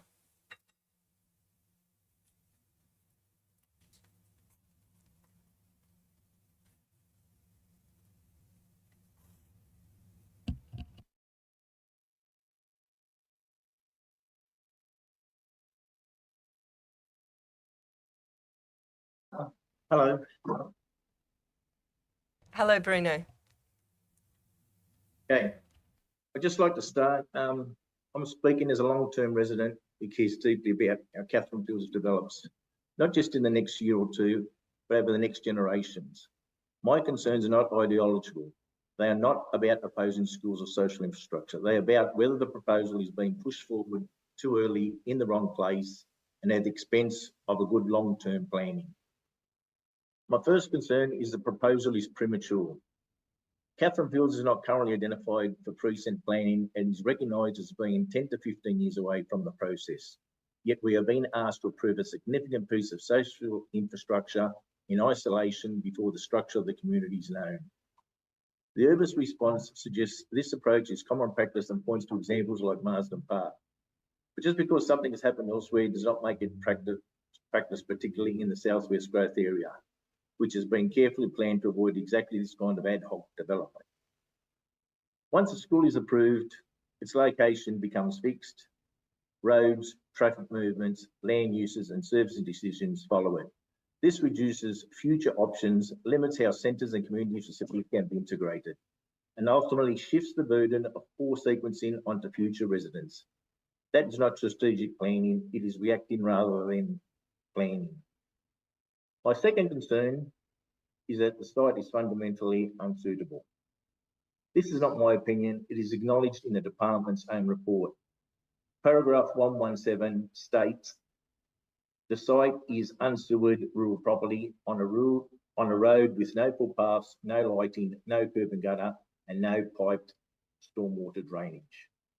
Paragraph 127 notes, the absence of pedestrian infrastructure and states that pedestrian movement is expected to be minimal, with no expectation of further future footpath provision. Paragraph 159 confirms an extraordinary reliance on the use of private vehicles, 90% of students and 97% of staff. Bruno, if I could interrupt, if we could lower your paper, that would be fantastic. I apologise. This is deeply troubling. Schools should be places that children can safely walk or cycle to, where communities gather and where daily life does not depend almost entirely on car travel. Instead, this proposal entrenches cars' dependency from day one on a narrow rural road and requires an extensive list of traffic conditions simply to manage the risk. Conditions cannot change the reality of this site. They only highlight how unsuitable it is. My third concern relates to the flooding and emergency access. There's been discussion about flooding, and while the department concludes the risk can be managed, I do not believe that adequately reflects the lived reality of the area. A flood-affected rural road carrying heavy peak hour traffic for a school is not a theoretical issue. It is a real safety concern, not to mention the panic and chaos during a significant rain event. Recent storm events across the region have shown the weather patterns are becoming less predictable and more severe. In this context, approaching a school that relies on a single rural access route again points to the premature nature of the proposal. The community benefit of this site is extremely limited. The Urbis response itself demonstrates the community access to the site will be minimal. The fact that the department has had to recommend a condition requiring a community sharing strategy before the school even opens speaks volumes. A school in a growth area should naturally function as a community hub, not require conditions to retrofit community value in isolated location. I just wish to point out too, on northern end of Catherine Fields Road, you have Anthony Road Causeway, which is notorious for regular dangerous flooding. It has been the cause of fatality on at least one occasion. With the new airport opening as well, we acknowledge there will be a substantial increase in traffic on Catherine Fields Road. This needs to be addressed in the first instance before any other infrastructure goes ahead. My other concern is the school numbers of students. The submission was 1580. They reduced it down to 980. Once this opens, we have no guarantees what the initial number will be and what the number size will grow to. The school intends on operating 7 days a week, Monday to Friday, 7 to 9 a.m. That's Saturday and Sunday as well, the weekends. And there'll be the traffic will be constant 7 days a week, noise pollution and traffic pollution for Catherine Fields. The residents will get no rest whatsoever. Approving this now risks locking Catherine Fields into poor outcomes for decades.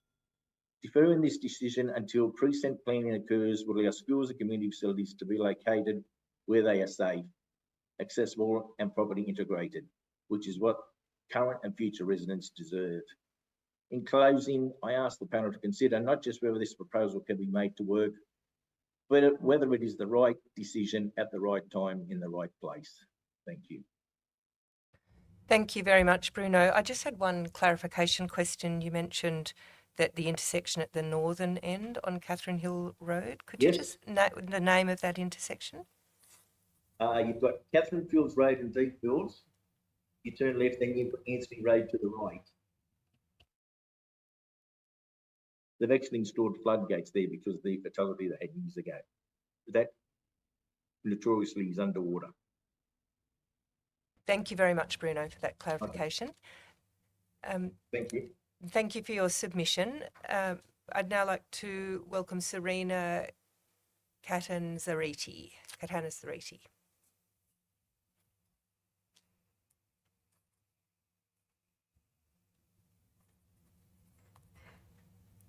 Thank you, Serena.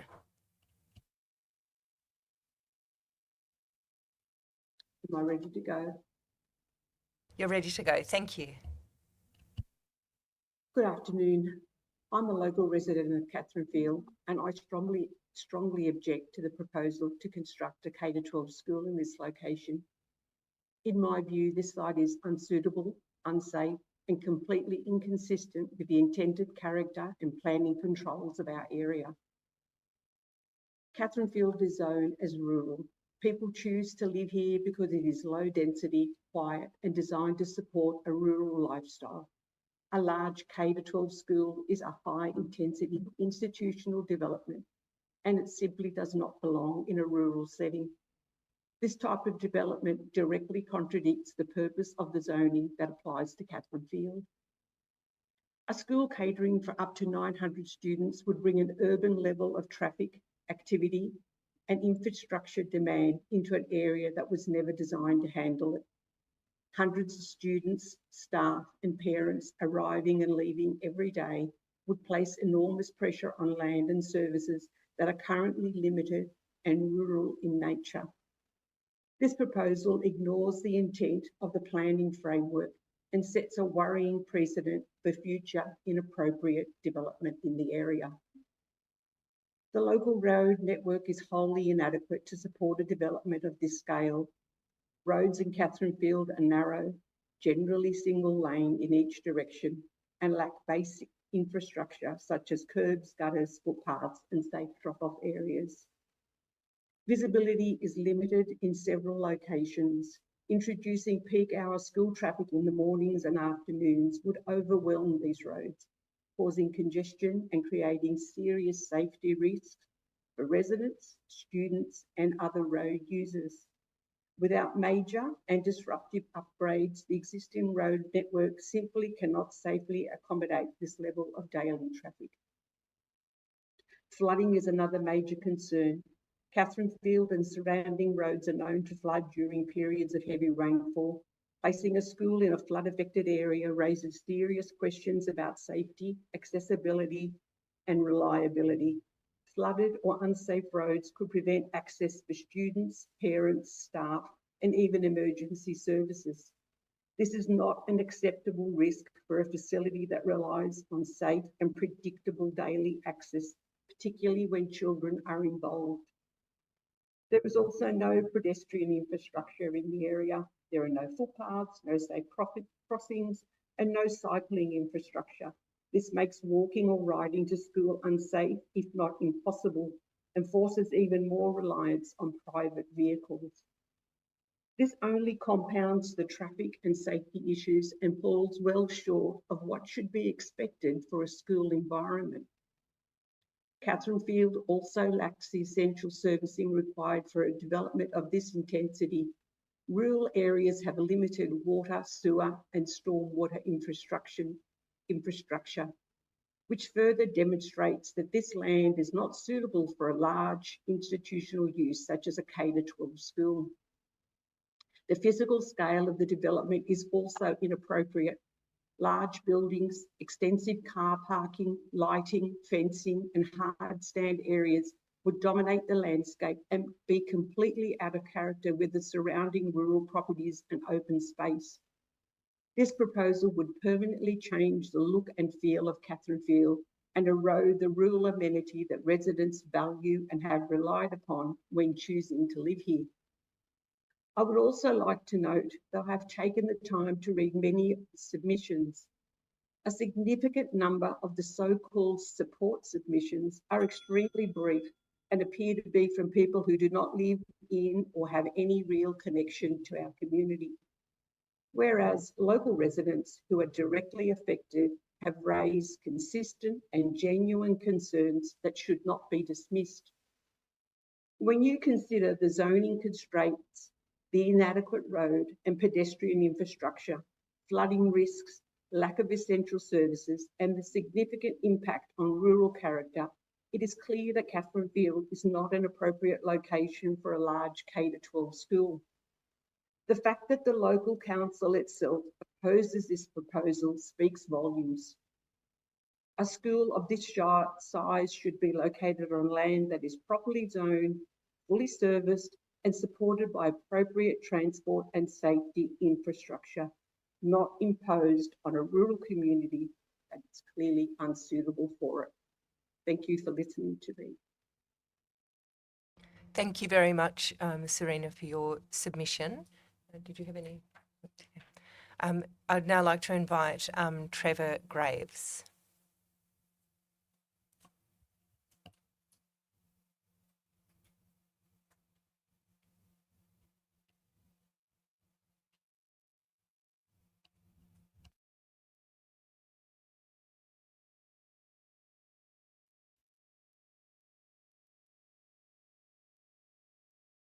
Hello, Trevor, over to you. Hello. Good afternoon, members of the Independent Planning Commission. Thanks for the opportunity to speak. My name is Trevor Greaves and I am a local resident of this area and a member of the Leppington Progress Association. I want to be very clear from the outset, my concerns are not about religion, culture or education. They're about planning, infrastructure, public health and environmental safety in a rural residential area that is still awaiting comprehensive structure planning. The proposal before us is for a school accommodating up to 980 students, plus staff, in an area that currently lacks basic urban infrastructure. We have no curb or guttering, limited street lighting, narrow rural roads, and critically, no connection to sewerage infrastructure. This is not a minor development. A facility of this scale would function more like a small township. Yet it is being proposed in an area that is not planned or serviced to support it. Council has already stated in its assessment that the proposed development does not meet the required performance standards for the operation of a sewage management. These standards exist for good reason. They are fundamental public health protections. Specifically, the system must ensure the prevention of spread of disease, the prevention of foul odours, the prevention of contamination of surface and groundwater, the discouragement of insects and vermin, that people do not come into contact with untreated sewage, and the minimisation of adverse impacts on neighbouring properties and surrounding land. Council's own submission states that the development will not be able to achieve these performance standards. Based on the calculations provided, the Effluent Management Area, or EMA, does not demonstrate the correct land area required in accordance with the relevant guidelines.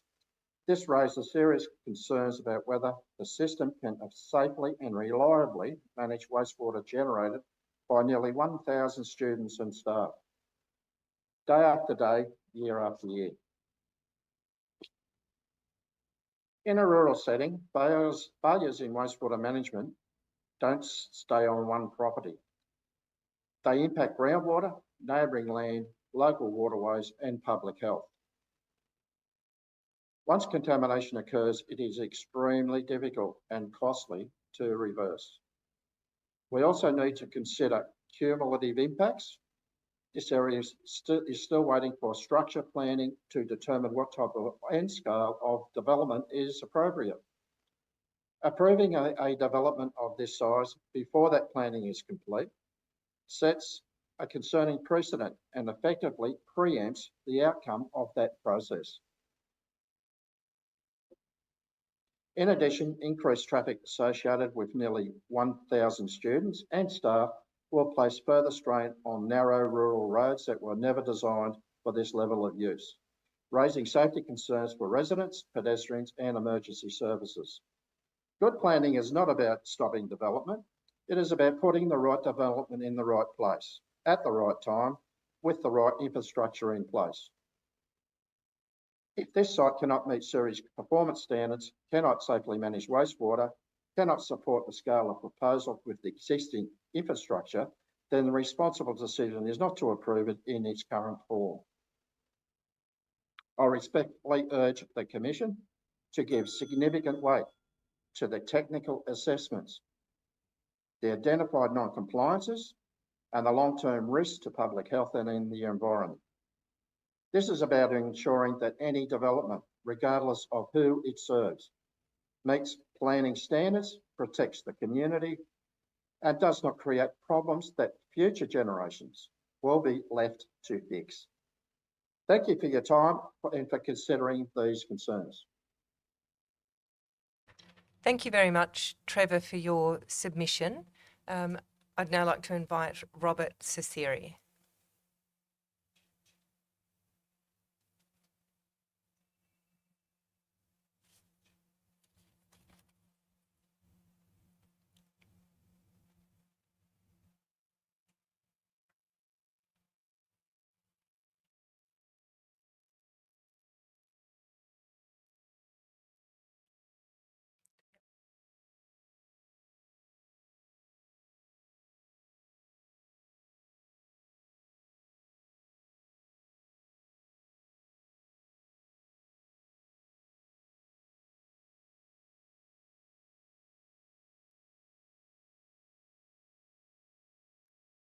Just confirming whether we have Robert Ciceri.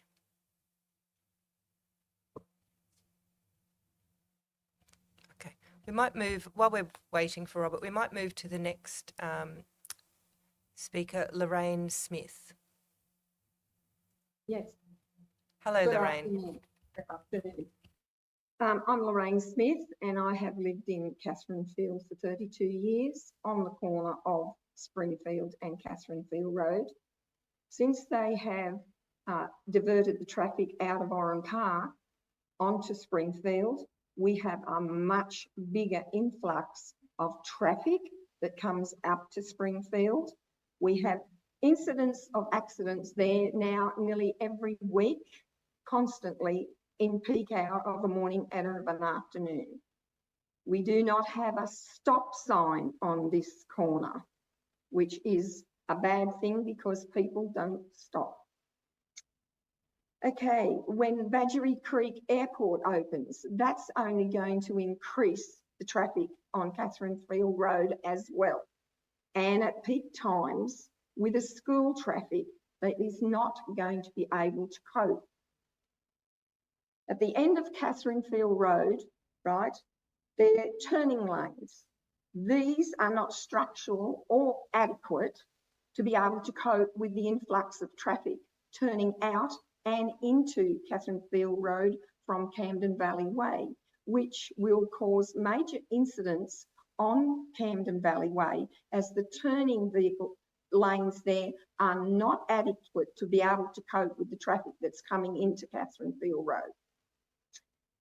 I'm not sure if you are aware that we have a fire station in Catherine Field Road. It is a new one that they have just built. It's not quite finished. Now, if there is an incident of a call out from this fire station in peak times of school drop-offs and pickups, the emergency vehicles, whether it's a fire truck or any vehicle, they have to turn off their sirens and reduce their speed to the school zones, if you are aware of that, which in peak times is going to be a major problem for those emergency vehicles to get through, seeing that Catherine Field Road is only 2 lanes and there is nowhere really for traffic to pull over so that an emergency vehicle can get through. This could cause a problem with these being in restructuring. Well, they could cause problems in the results of loss of lives, whatever they're going to, whether it be a structural fire or a house fire.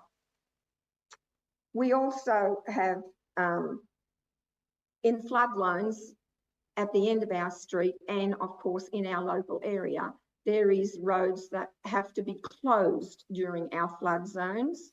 We have already had a fatality at the end of one of them, which has caused an issue because people still drive through floodwater. Also around the proposed school, there's still a lot of bush, right? Now, I'm not aware that there will be sufficient area for emergency vehicles to get through to this bush area if need be.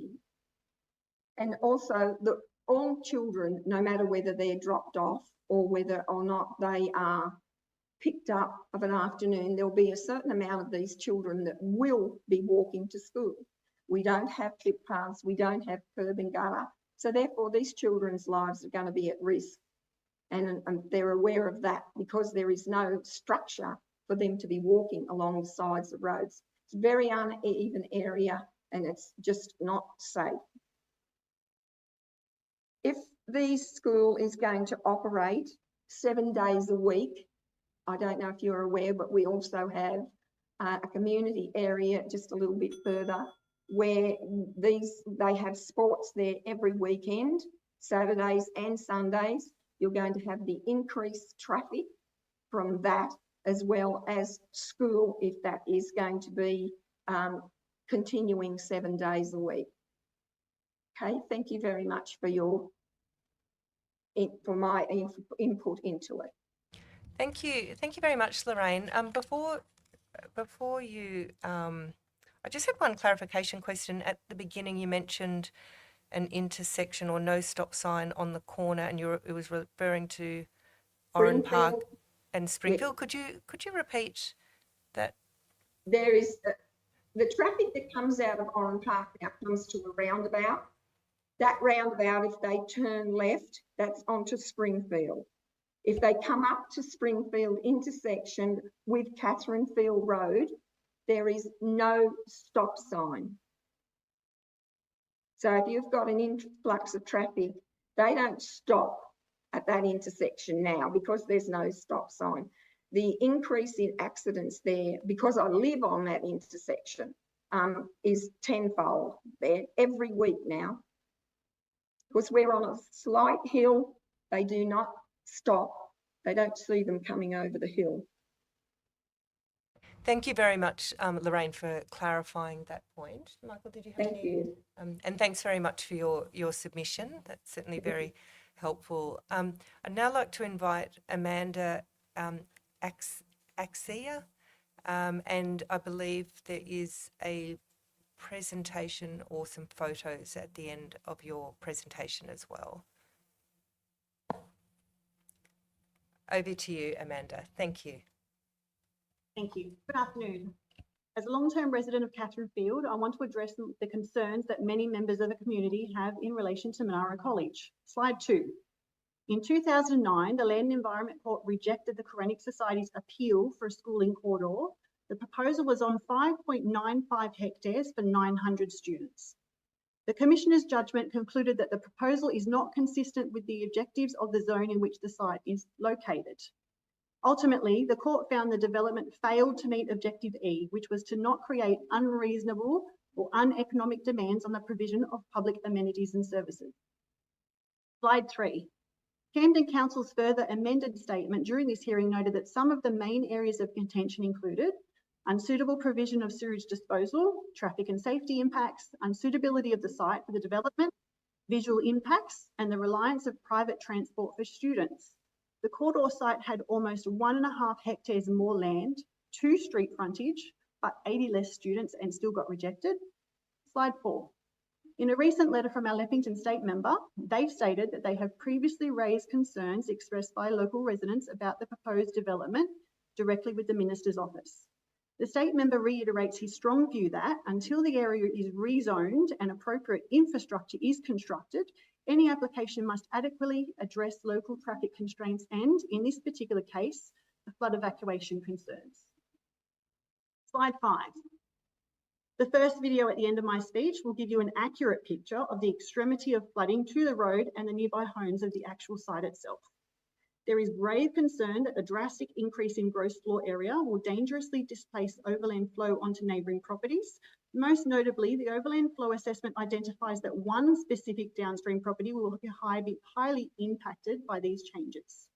The plan to install higher capacity under-road piping threatens to accelerate flow rates to the catastrophic levels, creating an unacceptable flood risk for all downstream properties. Anthony Road and its causeway serves as a key route to Bringelly Road, yet the path has a dangerous history of rapid flooding. The risk was tragically shown in 2016 when a 70-year-old local died after his ute was swept into the Riley's Creek floodwaters.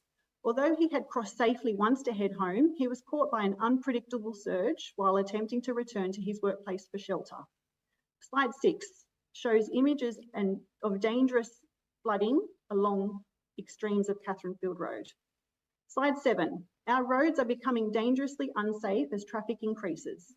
The current infrastructure is inadequate. The roads are narrow with soft edges and lack essential curbing, guttering or stormwater drainage. Drivers are at risk of being forced toward hidden roadside hazards like swales, which combined with stray livestock, which does occur, could create a high risk of serious accidents or worse. During heavy or long periods of rainfall, Catherine Field Road, Anthony Road, Allenby Avenue and Barry Avenue are often closed for safety by council. Slide 8. The traffic data is outdated and fails to reflect today's heavy congestion, particularly at the Camden Valley Way intersection. Why hasn't a realistic updated count been conducted for this amended application? If the intersection will be rated at the worst case scenario at stage 2, representing total gridlock with 610 students, increasing enrolment further is inexcusable. Also, funneling all drop-off and pick-up traffic through a single narrow entry gate is a recipe for disaster. This bottleneck will not only disrupt local communities, but more critically, could obstruct emergency vehicles, delaying life-saving access for ambulance, fire crews and police. Slide 9. The second video will show a news report from 2024 about Polaris State School in Queensland with a similar road network to this site. The queue in the morning and afternoon peaks often tally almost 100 cars to reach the school drop-off pickup zone. Parents say they could be waiting in their car for at least 30 minutes to drop off and wait at least an hour to pick up their child. If this project is approved, I believe this will be the future of Catherine Field Road. Slide 10. A common issue identified with on-site sewer systems is that too much wastewater going into the system can cause effluent to flow too quickly through the septic tank before bacteria have a chance to work. Bacterial infections have been linked to players using boggy or muddy ovals. Waterlogged dirty fields create an environment where bacteria can thrive, leading to skin infections when players with cuts or abrasions come into contact with the mud. Slide 11. In November 11, the Department of Planning raised its own concerns that the play area from stage 3 onwards is no longer suitable for both play area and an irrigation area, particularly after rain events. So why are they saying that this proposal should now be approved? Also, the services infrastructure report stated there is no formal guarantee that this infrastructure will eventually become available or an associated completion timeline with the infrastructure. Slide 12. The department reiterates that Catherine Fields precinct is yet to be rezoned or released for urban development. Precinct planning is not being undertaken, nor is it being prioritised in this part of the southwestern growth area. The development is dependent upon the delivery of critical and services infrastructure by others.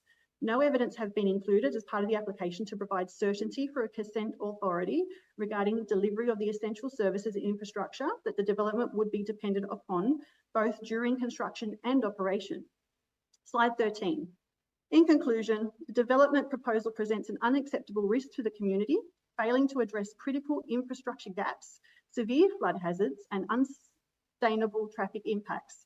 With the area unzoned for this intensity and essential services guaranteed by no one, approving this application ignores both expert advice and the safety of residents. I urge you to refuse this proposal and prioritise the safety and character of Catherine Field. If you could now please play the first video to 23 seconds on mute, followed by the second video.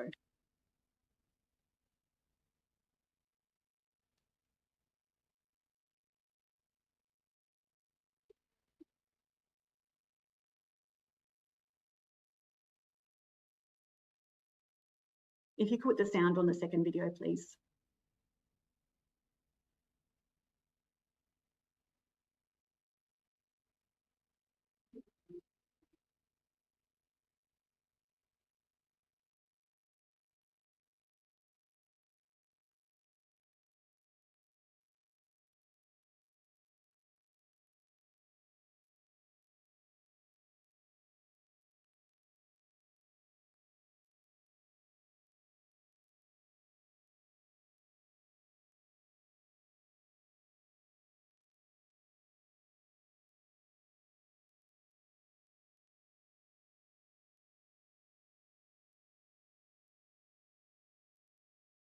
Finish line of a school run that's more like a crawl.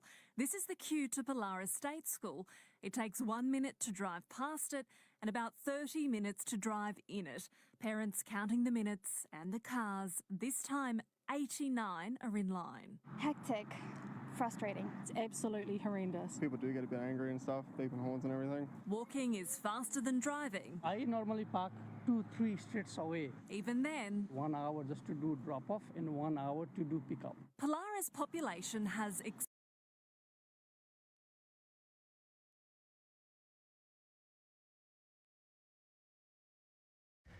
Well, thank you very much, Amanda, for your submission and also for the inclusion of the 2 videos as well. Did you have any? No questions?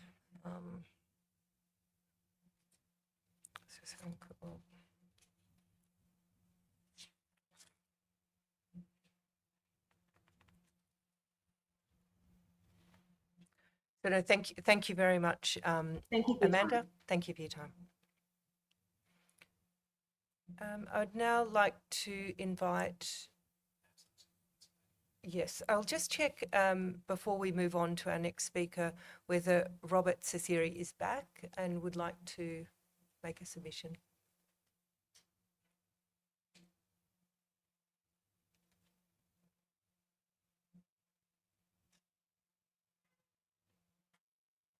Great. This is Robert. Welcome, Robert, and over to you.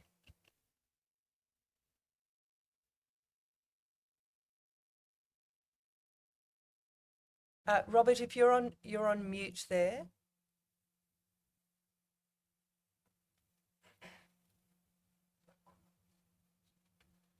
Just have a moment.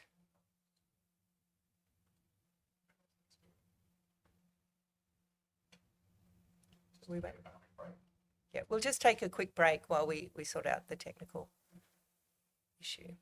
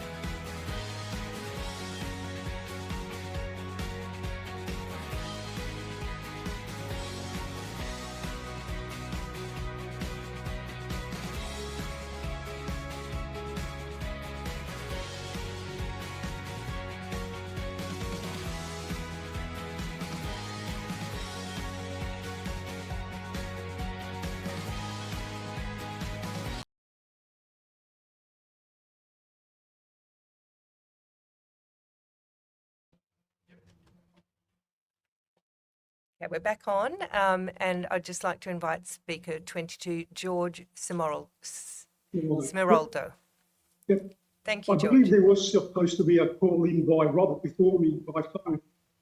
I'm happy to do it now, and we'll see if Robert to join at some time later. Thanks, George. That's okay. Firstly, thank you for the opportunity to talk today. I'm going to say that there was no arguments about earlier speakers that talked about the school, its plan, what it would provide, other than there are some technicalities around that development plan, as was raised by council. Secondly, then there was the principal and the teacher talking about what they were going to deliver. And to me, that is all tremendous. However, as has been noted many times, given that there are missing critical infrastructure items to support such a school in the proposed location, I object to that development going ahead, as I say, as proposed. An earlier person also spoke to the families that have lived in the area for a long time. I'm one of those, and other family members that have moved into the area.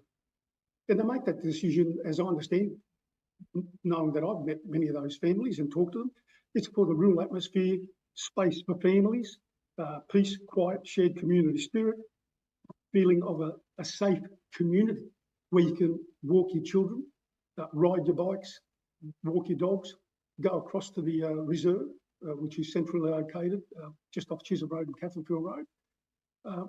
Those are all the appealing factors. Of course, there's an offset to that, which many people have talked to, and that is, there is no sewage.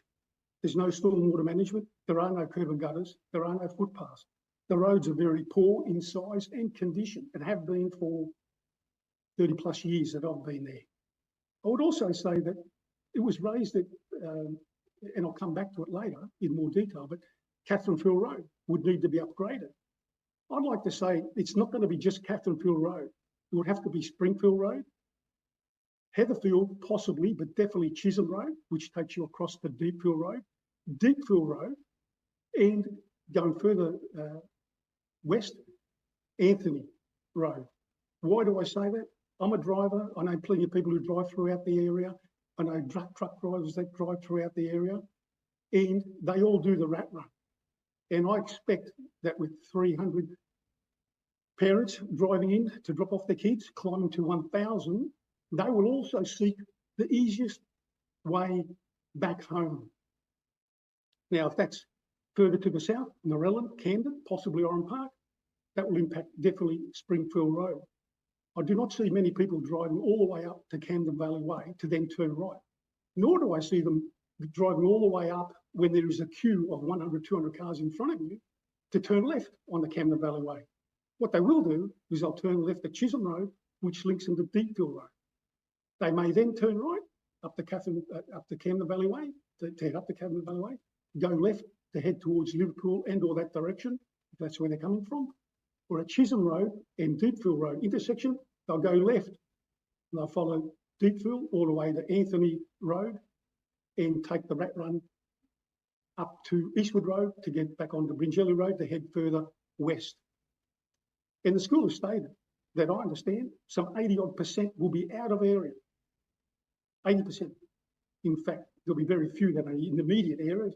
So that, in fact, most probably is going to be 90, 95% people driving into the area.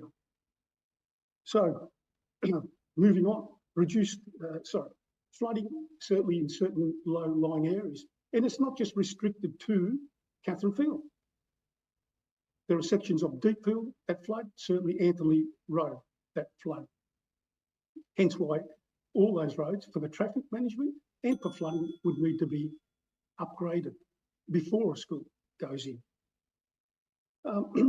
It is for those reasons, in fact, why a school, as proposed in the location, it's proposed that should not go ahead.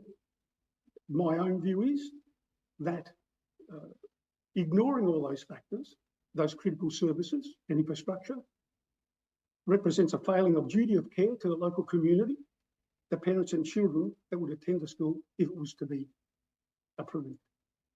There are the major issues that people raised, but there are the incidental issues that, and consequential losses, damages and risks to the community and to the school attendees, should the school go ahead, that have rarely been raised.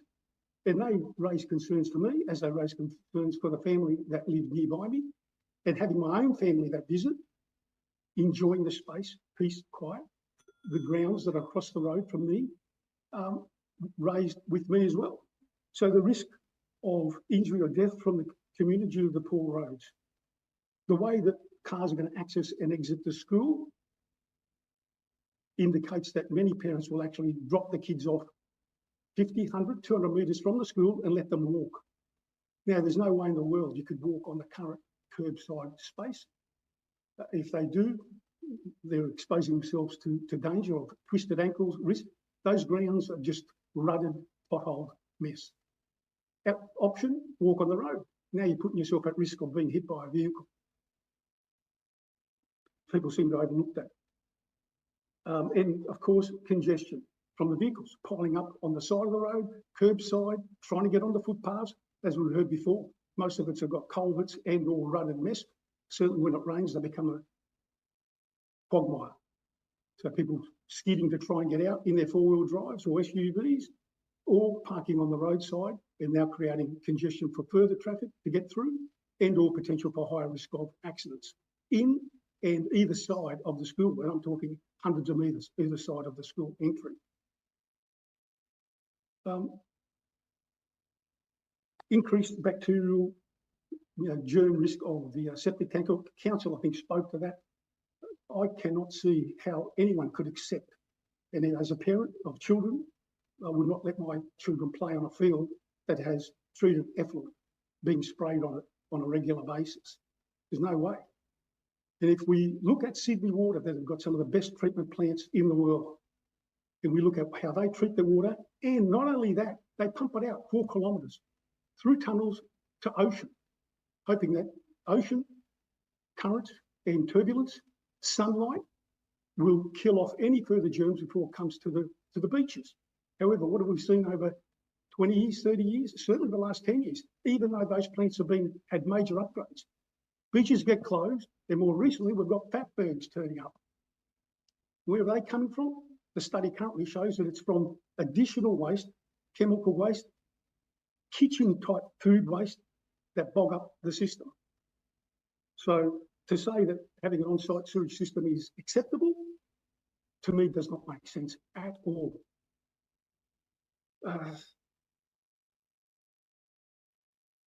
Noise, not much has been said about the noise. And the school said, we'll try and mitigate that. Has anyone had children and dropped them off at school? Has anyone been there during their playground breaks or when there's announcements being made? The area, literally you can hear your neighbour open and close his door down the road. You can hear a roller door open. You can hear cars starting. And I hate to think of what it's going to be like with 300 climbing to 1,000 students screaming and playing their games, as children should be allowed to do in the field. What the impact of announcements being made to move students around and to inform them of what's going on at the school or maybe outside of the school. The health issues, mental health, is all concerned. George, if I could just jump in, we've currently run about 3 minutes over time. Will you be concluding your statement shortly? Most will be another couple of minutes. But if you want me to jump straight ahead, I'll just go to 2 points. Okay, thank you. Firstly, and I'm going to revise a submission and send a further one in because I have reviewed the submission. I've reviewed and talked to family about other concerns. And so I've expanded on my original submission and I hope that's okay. But to the point, in a recent meeting here at Leppington Hall, we had our local Labor MP stand up and advise the community that was here in attendance for a variety of meeting topics. And there was about, I think, 100, 150. The government has learned its lessons and will not allow for any further unplanned development proposals until the critical services deemed necessary for an area have been put in place. Is this still true of the state and the governing bodies, or is all logic, community concerns, missing valid, factual, critical infrastructure and common sense now to be ignored? I'd like to understand. Further, I've worked in industry, I've worked on major plants around Australia, and I've had to do proposals for those critical projects that have gone ahead. And I have never heard hope used as a logical, valid reason, argument or strategy to allow fundamentally flawed development due to its location be approved.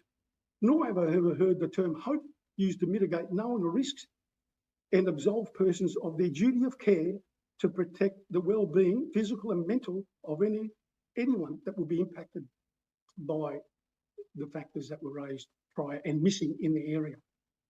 Thank you. Thank you very much, George, for your detailed submission. I also we certainly welcome you to submit that in writing and any other material that you wish to submit. You know, their submission, of course, is still opportunity to do that, and that's still open. In particular, was very interested in your referral to the Rat Run for current residents and your list of all of the streets and routes that are taken. So we will certainly read that with interest. Thank you. I will repeat those. Bye. Yeah. In your submission, that would be wonderful. Thank you. Yeah, thank you. Michael, did you have any other comment? Thanks. Okay. Well, thank you, George. We'll now just check on Robert Sakiri. No. Okay. So we'll move on to our next speaker, Stephen Smith. Hi, Stephen. Welcome. Over to you. Stephen, you're on mute.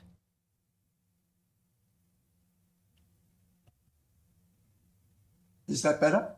That is much better. Thank you. Sorry about that. There is a slight delay going on here, which is a bit unnerving.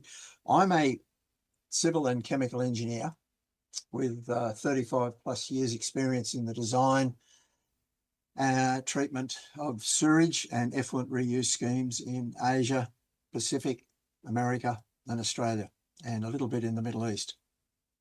I've been asked by Amanda Axis, who I understand is a nearby resident to the development, to have a look at the effluent reuse and sewage treatment facilities that are proposed. And so my submission or discussion is purely technical.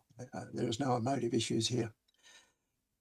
The I've reviewed the two documents provided by Martins, which is a amended wastewater management report and a geotechnical report. The latter one dated 2024. Out of those reports, I've gleaned a fair bit of information from Martins. It gives me the available irrigation area for stage 4, which is the stage that I've looked at in detail. The waste contribution, flow rates being 980 students, 52 staff, equivalent full times. Martins have established a 20 litres per person per day flow rate of sewage to be treated, and that equates to 20,640 litres per day, 5 days a week, which will go to a treatment facility. They have a well collection capacity of slightly less than that daily flow rate, which is statistically appropriate. However, there's no wet weather storage. They're relying entirely upon tanker pump out, and I'll get to that in a moment. The reuse application, or the effluent disposal application to the field, is a subsoil application. The site soils, based on the geotech report, are silty clay with rock varying from 0.6 to 1.3 metres below ground. And that's based on the bores 113, 114 in their report. The perched water table was not observed at the time of the geotech investigation. The regional groundwater is quite deep, so it's unlikely that this proposal will impact the regional groundwater, which is approximately 23 metres below ground level. However, there is a perched water table which can rise, and it's been reported on, to within 0.5 metres below existing ground level. And the geotech report also reports poor drainage and water clogging can occur in low-lying portions. So we've got a situation, and I've referenced, if you've seen the report that I submitted, I've referenced where all that information came from. In the effluent reuse, treatment, etc. for sewage, there are very few documents published by government departments which one can rely upon. Most of the documentation is private companies or experts in the field who have published their own reports. And I'm referring to people like Wes Eckenfelder and Merv Garonzi, etc. These guys I've worked with in the past very closely, and have designed treatment plants which they peer group reviewed, and these have been all over the world. Out of the Australian documentation, the only relevant document that one can refer to is ASNS 1547/2012, and unfortunately it refers to residential applications. But you can use, and people have used, and I have used, and councils have accepted reference to this document. The document quite clearly tries to indicate that you should not be applying effluent reuse in dense clays, as we've got on this site. It also refers to having a depth to groundwater of approximately 0.9 metres below the application rate. So you're going to need quite a depth of soil before you get the rock, and yet there is a paucity of bores in the proposed irrigation area. There's 2 bores with quite different depths to rock. And I'm suggesting that that's not enough. And in my dealings with this particular council and a lot of other councils in New South Wales, a minimum of 3 for most residential users, and certainly in a lot of this size, I would expect about 5 bores in that area, and yet we only have 2. So we don't have a clear picture of the rock and the soils, but we do have summation saying that we're up for dense clays. Now, dense clays are recommended not to be used for effluent disposal, as because the water tends to lay in the clay and not get away, and it relies therefore upon the crop that's put on top of the effluent reuse area. I understand this area may be used for playgrounds or for soccer matches, whatever, and that's simply not appropriate on this application, because the effluent ground could quite easily become waterlogged. Now, the consultant who designed this system has come up with a very low application rate, which is commendable. However, I'm sceptical because he's working on 20 litres per head per day. Now, I've worked in Malaysia and a job in Saudi, and I've come to the conclusion after having worked in areas where there is a high proportion of Islamic faith people, and I currently work for two groups that are run by directors who are Muslims. And I've checked with these guys and they confirm what I'm about to say. People of the Islamic faith have a custom of washing before and after meals and washing before and after going to the latrines, and water application as opposed to toilet paper. And I'm getting a bit yucky here, I guess. But the point is, people of the Islamic faith use a lot more water than people in Western faith religious groups. Stephen, Yes. Stephen, we're currently 2 minutes over time. Okay. So if we could please, redirect All your right. submission to, I assume you're talking about the flow rate and the figure used there, and if we could start to perhaps conclude your submission. The conclusion is that the flow rate is well underestimated, and the irrigation area proposed is just simply nowhere near sufficient.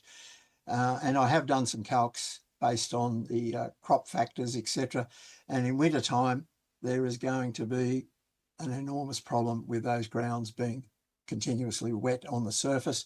And the flow rates don't take into account some information that I got out of the planning documentation, which simply says that the site will be used on weekends with communal activities, and there will be a kitchen or canteen on site, and these numbers are not included as well. So the final calculation on the flow rate is less than half of what it should be, which means there's nowhere near sufficient land available to dispose of the effluent. That's as close to I can get.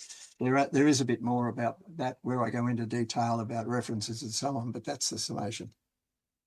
Thanks very much, Stephen. And we certainly invite you to submit that information as part of your submission, and we'll certainly be reviewing that as well.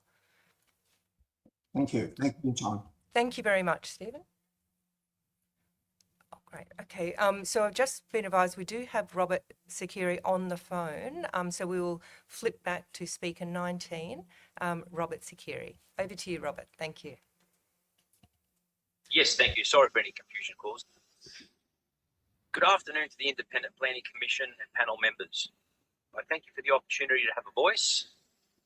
I'm a resident of Catherine Fields Road. I'm a second generation small business owner in the construction industry, in particular civil excavation, working on many large tier 1 government infrastructure projects across Sydney to provide homeowners, to private homeowners also for some 25 years. I fully understand the importance of all aspects of infrastructure, its function in communities and necessity in any form of development.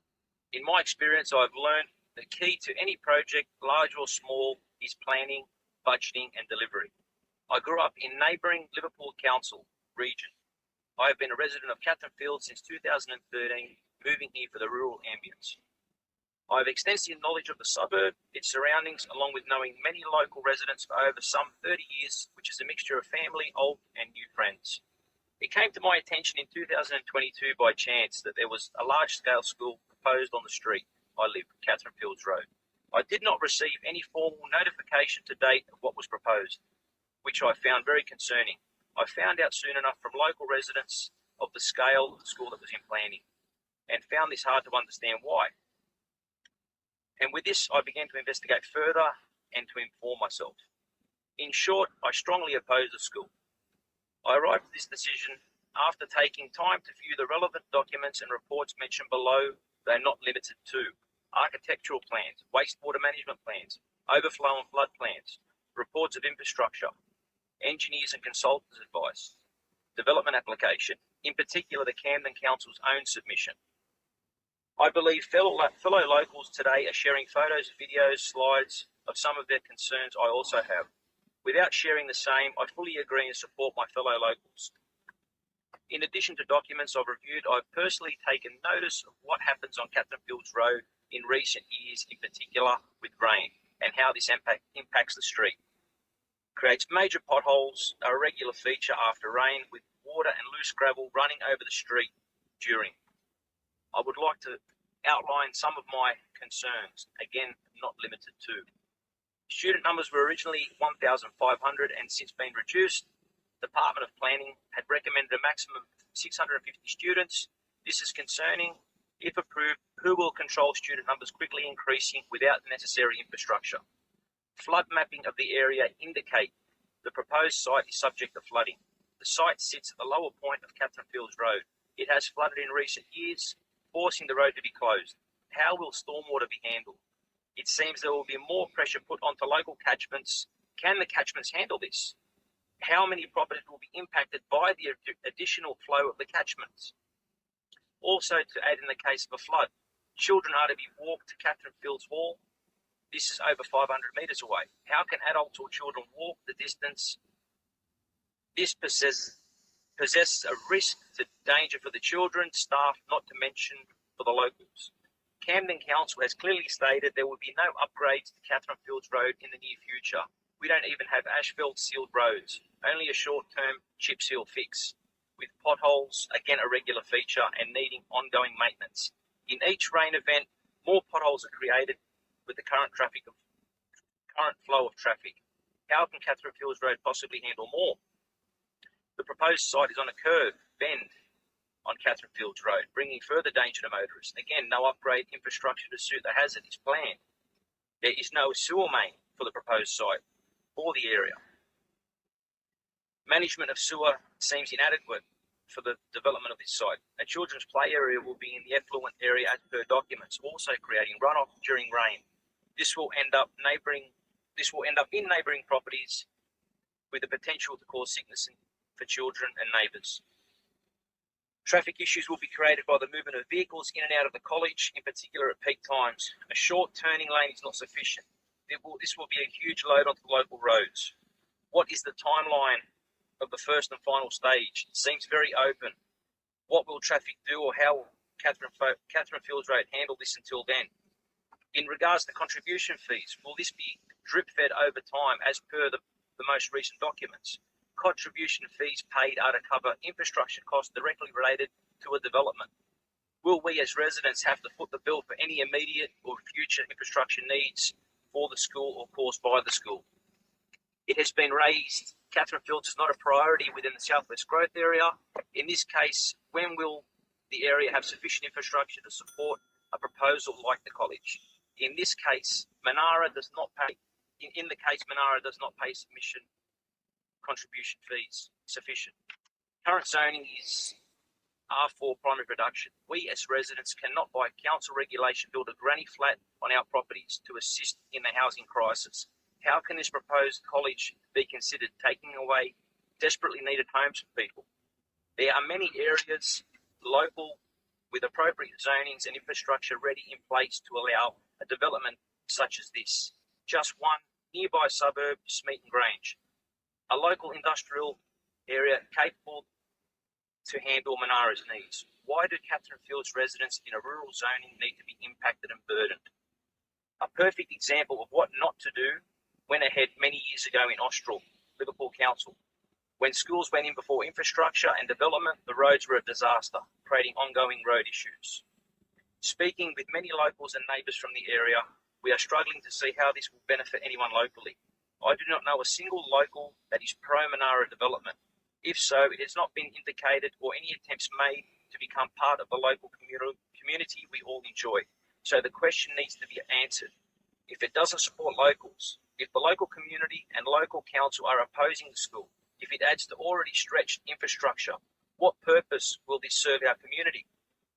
I kindly ask the panel to acknowledge these are real concerns from our community. Some residents have gone to great lengths, sacrificing family time at their own expense to raise our concerns.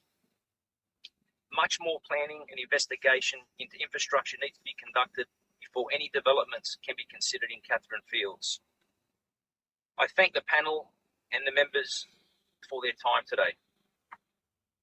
Thank you very much, Robert, for your submission via phone. Michael, did you have anything? Yeah. Thank you very much, Robert. We now invite Zayed Ali, number 24. Before I begin today, I would like to acknowledge the traditional custodians of the land from where I present today, the Cabrogal clan of the Darug Nation. I acknowledge that this land was also accessed by peoples of the Darawal and Darug nations. I would also like to acknowledge the Darawal people as the traditional custodians of the land on which Minarah College is proposed to be built. I pay respect to the elders, past, present, and to all First Peoples within our community. A very good afternoon to the panel members, panel chair, Claire Sykes, and Commissioner Michael Wright, and all people listening today. My name is Zayed Ali, and today I'll be speaking to you about the reasons why I wholeheartedly support the establishment of Minarah College in Catherine Fields. Now, I do currently work at Minarah College, but I'm going to be biased because I am an educator and a lifelong resident of Southwestern Sydney, and I would like to see more schools in Southwestern Sydney. I'd like to begin my presentation today with a statistic from the Camden City Council website, and I quote, "Camden Council is currently the fastest growing local government area in Australia, with our population forecast to increase from the current 127,637 to more than 240,000 by 2036, unquote. The campus in Catherine Field aims to serve the burgeoning population in the Camden LGA, which is proposed to double in the next 10 years. Our current campus in Green Valley is about 20 minutes from Catherine Field, and we do currently have enrolments and employees from the Camden LGA. We have students from Leppington, Rossmore, Gregory Hills, Oran Park, and neighbouring suburbs like Denham Court. The establishment of the campus in Catherine Field will significantly lower the travel time of these students and teachers and provide the social infrastructure to meet the demands of the fastest growing LGA in Australia. We currently have 150 students on our waiting list, and this will only continue to grow. The reality is our areas for houses are currently full. So where do our residents go? Our alumni are moving to the Camden LGA, areas like Gregory Hills, Oran Park, Harrington Park, provide the scope for local families to build their dream homes. The Southwest and Northwest are the only two areas left to purchase residences at reasonable costs. But the reality is, in all these new subdivisions, there's a lack of greenery. Backyards are narrow, and the provision of public parks are often not meeting the demands of this surge in growth. So Minarah College is proposing a pragmatic approach to provide a solution to this conundrum of the fastest growing LGA in Australia. The school will provide ample green areas for students to learn, and as mentioned, will be also available for the community to use. The plan is available for everyone to see online, including a full-size soccer field and an indoor sports facility. This project will significantly enhance the character of the area. I'd like to conclude my presentation with the fact that no site will be perfect for a school. There's always room to improve. Nonetheless, all the concerns have been raised. And as a resident of Southwestern Sydney, I would like to see a future for the residents that include world-class facilities for our next generation of Australians. We've always looked at the research of other schools and the Gonski Review as to options as to how to improve our current education. And many times, it comes time and time again, smaller classes. Any school, already we've heard that schools in the local area are strained.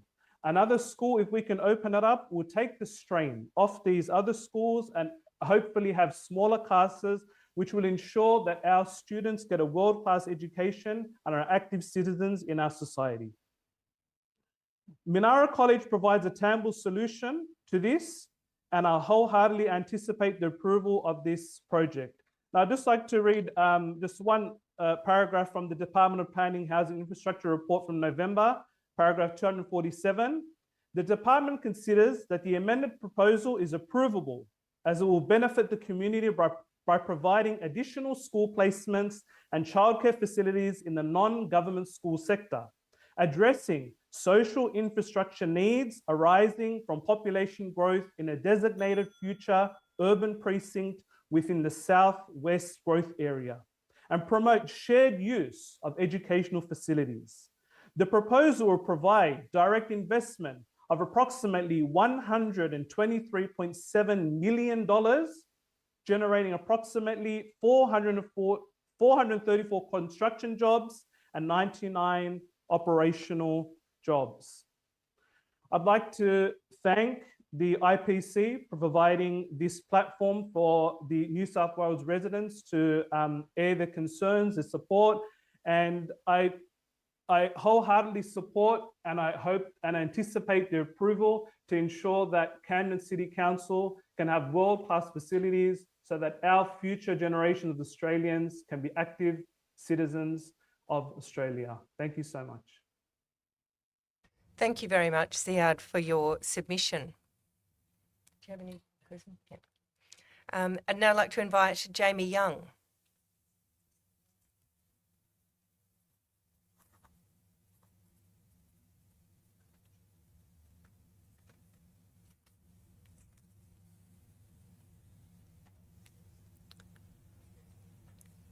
Jamie? Hi. There we go. Over to you. Thank you very much. Thank you. Thank you for the opportunity to speak today. My name is Jamie Young. I spent over 25 years as a professional footballer, and now I'm a high-performance consultant supporting various clubs and organizations, young aspiring athletes and leaders to reach their potential. Alongside my professional sporting career, I've had the privilege of serving as an ambassador for community organisations, including Multicultural Australia, supporting asylum seekers and newly arrived migrants in Queensland, and World Youth International, where I worked with children in Nepal and helped establish the first ever Jamie Young Cup. More recently, I've completed a PhD in sports psychology and coaching focused on quality coaching environments in Australian professional football. I share this not to list achievements, but to explain why I care deeply about education, well-being, and community. I'm honoured to support Minarah College and its vision for a new campus at Catherine Fields. I'd also like to acknowledge Iman Solomon, who introduced me to Minarah College and whose commitment to education and community development I greatly respect. I'm here because I believe profoundly in the power of education combined with sport and physical activity to shape lives. But even more than that, I believe it is culture and connection that shapes society. Across my career, I've worked with thousands of young people from diverse cultural, religious, and social backgrounds. They have different stories, different starting points, yet the same fundamental needs: to feel safe, to feel valued, to feel connected, and to feel that they belong. Sport creates that space. It brings young people together quickly and authentically. It teaches discipline, teamwork, respect, emotional regulation, and resilience. It gives students identity and belonging, and for many, it provides something even deeper: the belief that they matter and that they are capable. Importantly, sport doesn't just develop physical ability, it develops character. It teaches how to respond to setbacks, how to collaborate, how to lead, how to persevere when things feel uncomfortable and uncertain. They are not sporting skills. These are life skills. What truly stands out to me about Minarah College's vision is that this is not simply a construction project. This is a human development project. It is about creating an environment where young people grow holistically, academically, physically, emotionally, and socially. A campus that intentionally integrates education with sport, well-being, and community sends a powerful message. Every child deserves access to spaces that nurture their full potential while honoring their identity, culture, and faith. In today's world, social cohesion matters more than ever. Schools are not just places of learning, they are incubators of values. They shape how young people understand respect, difference, responsibility, and belonging. When students from diverse backgrounds share experiences through learning and movement, they develop empathy, mutual understanding, and a sense of collective identity. Sport accelerates that process. I've seen firsthand how it unites families, strengthens communities, and provides young people with structured, positive role models and aspiration. I've worked with young people who arrived in Australia barely speaking English. They are withdrawn, uncertain, and disconnected, and I've watched them transform through sport into confident students who began leading others. That is the power of the right environment, the right support, and the right opportunities. I've also seen how access to quality facilities and programs can fundamentally change the trajectory of a young person's life. For some students, sport becomes their anchor. For others, it becomes their confidence. For many, it becomes their first experience of achievement. That is why this proposed campus matters. It represents opportunity, it represents inclusion, and it represents long-term investment in young people who will go on to contribute positively to society. From both a professional and personal perspective, I strongly support Minarah's college plans for Catherine Fields. This vision aligns directly with everything we know about effective children and youth development, integrating learning with movement, community and with purpose, and structure with care. This is not just about buildings, it is about creating futures. I strongly encourage decision makers to approve this campus, knowing it represents not just infrastructure, but opportunity, inclusion, and lasting community impact. I commend Minarah College for placing wellbeing, sport, and connection at the heart of this educational model. Thank you for your leadership. Thank you for your commitment to young people. And thank you for allowing me to lend my voice in support of this important initiative. Thank you. Thank you, Jamie, very much for your submission. Thanks, Jamie. We'll now move on to our next speaker, Iman Solomon.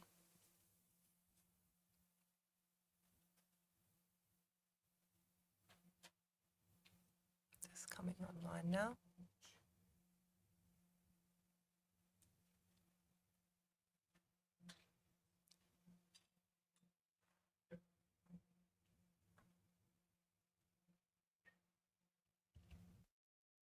Over to you, Iman. Thank you.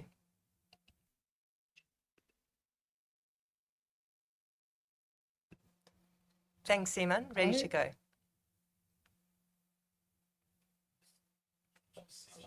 Can you hear us? Would you like me to log back in?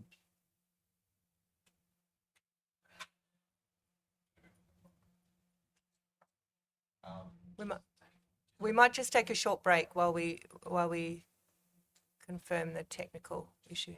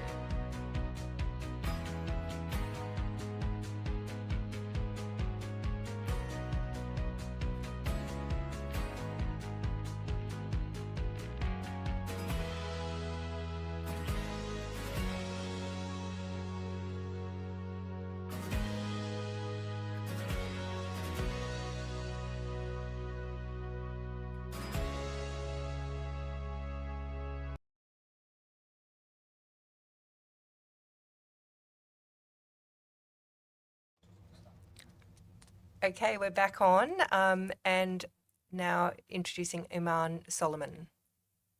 Good afternoon, everyone. Hi, Iman. Over to you. My name is Iman Solomon. I'm the Chief Executive Officer of EduTech Australia and the Social Inclusion Ambassador for the Women in Tech Global Organizations. On a personal level, I'm Australian jet ski champion. I would like to talk a little bit about EduTech Australia and the relationship between EduTech EduTech and Minarah College. EduTech Australia is recognised by the United Nations Association of Australia for outstanding engagement, delivering on the United Nations Sustainable Development Goals, supporting schools, particularly priority schools, and closing the gender gap and the STEAM education gap in Australia. I stand here before you today to advocate for the support of Minarah College in their endeavour to build a new schools building campus. Minarah College has been a strategic partner with EduTech Australia since 2023 through our funding for the Education for All STEAM Equity Program. EduTech Australia has been a social enterprise supporting low ECS schools since 2018, including closing the STEAM gap and the gender gap in digital education.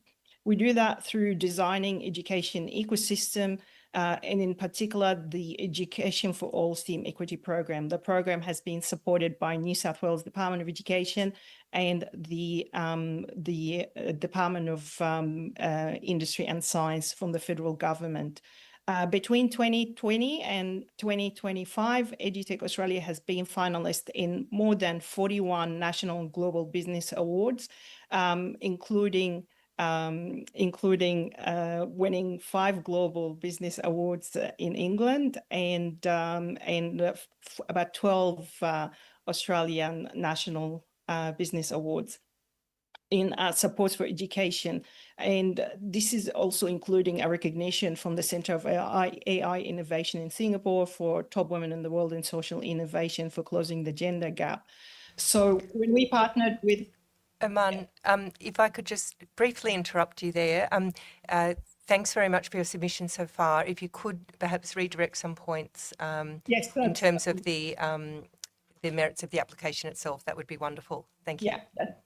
So when we funded Minarah College back starting from 2023, the schools, as this is a government initiative through EduTech Australia, the school had joined a large accountabilities in our projects and they had to perform. Therefore, they had to be refunded again if the school is of a high performance. Minarah College over the last few years, partnering and working with EduTech Australia, has proving that their commitment to improving digital education at their schools, but take it even beyond these initiatives. Minarah College, their commitment, I've seen the commitment to promoting interfaith dialogue, social inclusion and harmony, aligned perfectly with our goals and values at EduTech Australia. The schools was active participant in programs that supported women and girls empowerment and steered students away from radical and antisocial behaviour. And this was so truly commendable. By supporting Minarah College in building a new campus, we are not only investing in the future of students, but also in the future of our community. I urge you all to support Minarah College in their quest to build a new schools building campus. By investing in education, we are investing in the future of our society. 85% of job requires STEAM skills. Without these skills, students cannot have a job in the future. Minarah College over the past few years showed that they have excelled and took every single opportunity that offered to them to actually enhance quality teaching and learning, to support students' engagement and improve students' achievement outcomes in digital education and closing the gender gap. The future belongs to those who believe in the beauty of their dreams. Eleanor Roosevelt said, "Let us come together to create this dream, to have more equitable and inclusive world for all students." That particular schools do deserve that opportunity for the amazing work they have been doing. And if something, we would love to see more schools like them coming up. So thank you so much for giving me this opportunity to advocate and to transfer a true picture of actually partnering with the schools over the last few years. Good luck and thank you. Thank you very much, Iman, for your submission. I'd just now like to take a very short break. We're going to, we've finished all of our speaker submissions and we're going to invite the applicant's representative back just to have a few more questions and clarifications before we conclude the public meeting today, but we'll just take a quick break.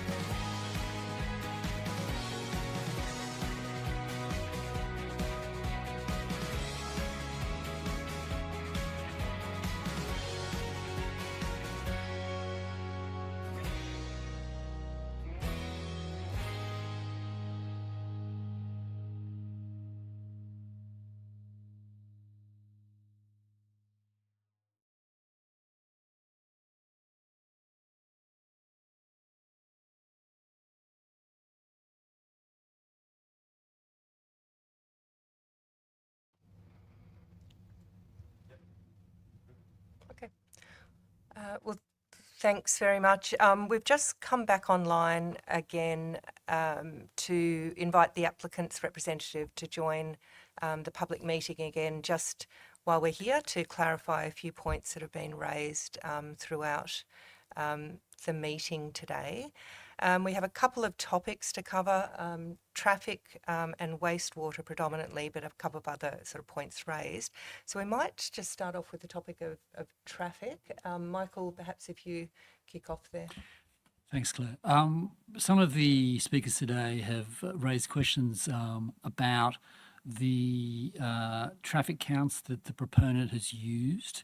And there was, I think there was a reference to current trip modes at the Green Valley campus and utilising that, I think, 90% car drop-off rate, and then applying that to the proposed campus. The suggestion being that perhaps the mode was more likely to be 100% car drop-off. So I'm just wondering whether the applicant's representatives can respond to that traffic count, traffic mode issue.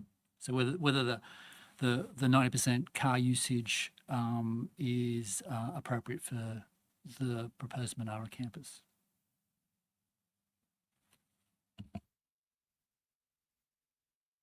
Elaine, you're just on mute there. Or a mic is not working. No, I can't hear you. I mean, I can probably speak to the answer anyway. Thank you for your time, Commissioners. Yeah, in terms of the mode share, the 90% or roughly 90% is a very high mode share to car user. The department's review has also confirmed that they felt that that was a suitable mode share to apply. There's a number of factors, including the potential for diversion of public buses or provision of additional shuttle buses to nearby stations and those sort of things that mean that we can definitely achieve those those targets. And there are mechanisms within the draft conditions, such as parking management plans and travel plans for the school, that will be required, that'll ensure that those outcomes are monitored, and then additional mitigations are implemented to ensure that we can achieve those mode shares. Thanks, Tim.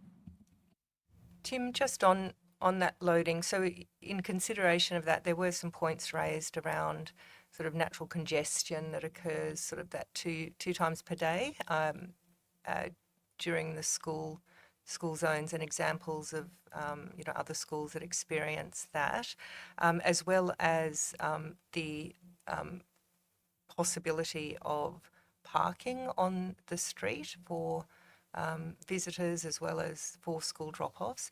Did you have any comment on that in terms of the analysis and modelling done?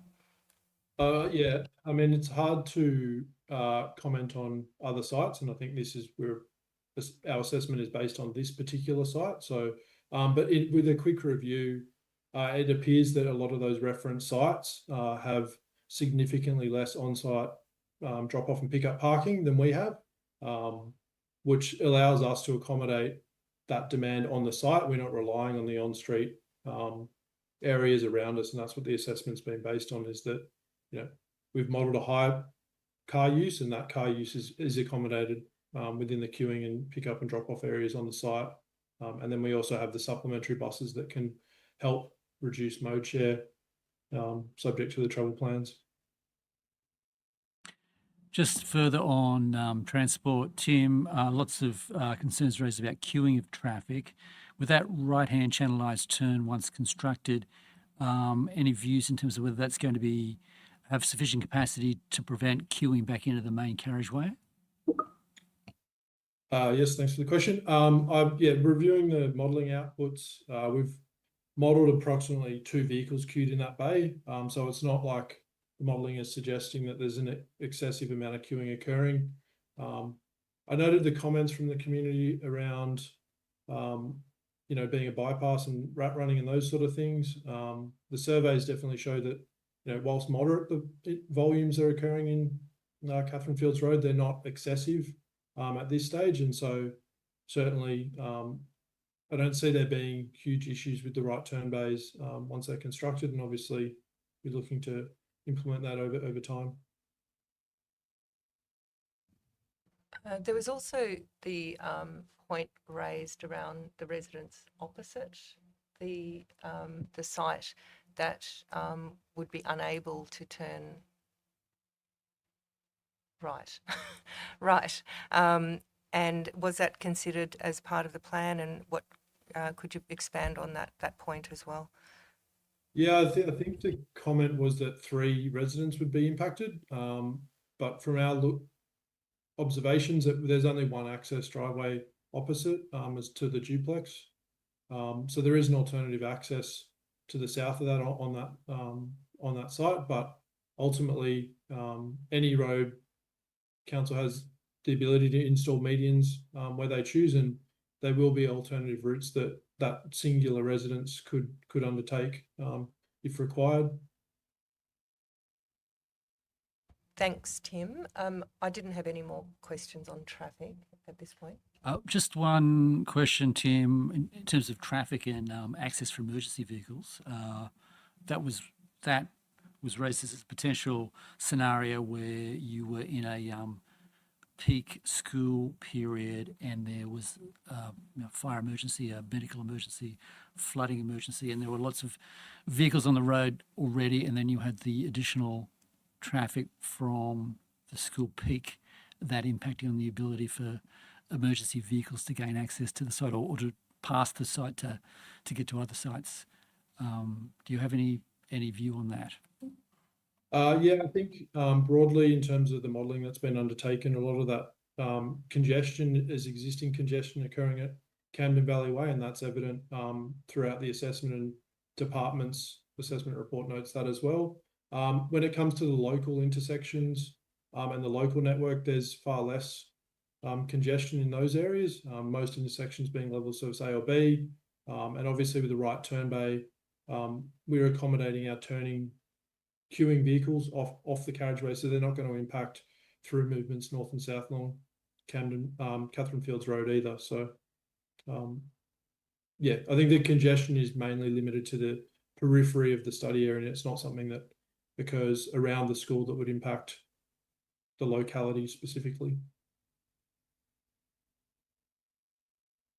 Thank you, Tim. I think they were the only questions we had on sort of the traffic and traffic modelling.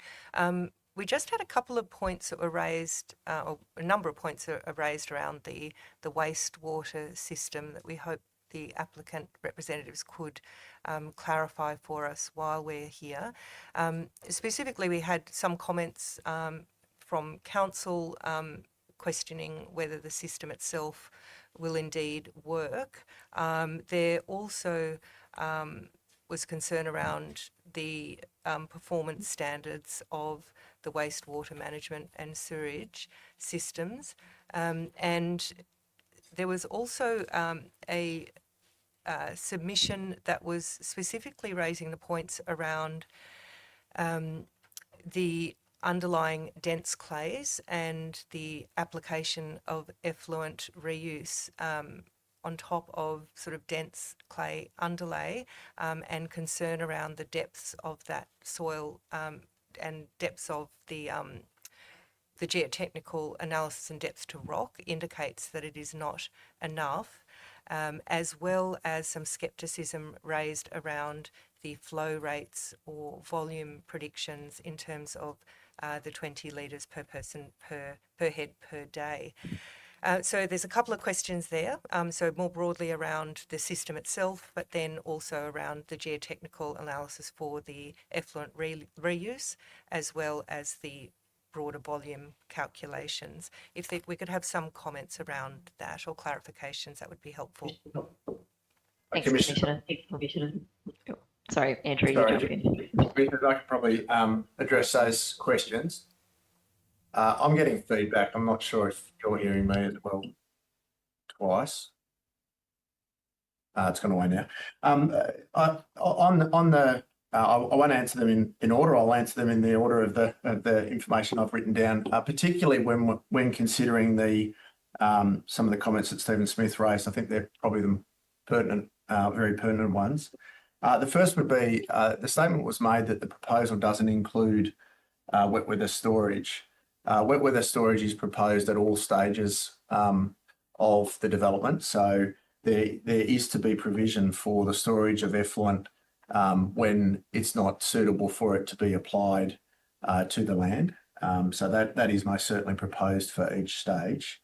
The geotechnical investigation of the site, it's important to read the soil investigations information that's provided in the wastewater report, because they've been prepared using the soil description methodology that's used in, for example, the Australian standard that was mentioned, and it shows that across the site there's a layer of clay loam over the top of the clays of the site, and that the underlying clays are then light clays. So dense clays is a geotechnical term, which doesn't necessarily refer to the texture of the soils, but when using the methodology of the Australian standard, which addresses effluent application, the correct way of reading the information which is in the wastewater report is that there's a clay loam topsoil, and the proposal is for that clay loam layer to be the surf or a topsoil layer, which is the clay loam, to be the top layer of material underneath the playing field. So it will be where the effluent's applied. So we won't be applying effluent directly into a clay. It'll be into a loam, so a topsoil, and then under that there's a layer of clay subsoil, as you would expect under any natural topsoil. So in terms of the geotechnics, there certainly is a suitable soil, and that soil layer is going to be provided at the surface where the effluent is being applied. Sorry, Commissioner, that was to the geotechnics. Oh, the flow rate. I suppose the flow rate is, yes, it's critical to the design. Based on our experience in our monitoring of other school sites, in our report, we refer to 13 litres a day, which is a number which we've developed from monitoring at a number of similar size private schools over many years. Rather than using that number, we've adopted a conservative 20 litres a day. So that's quite a substantial 50% increase from what's actually been observed at other school sites.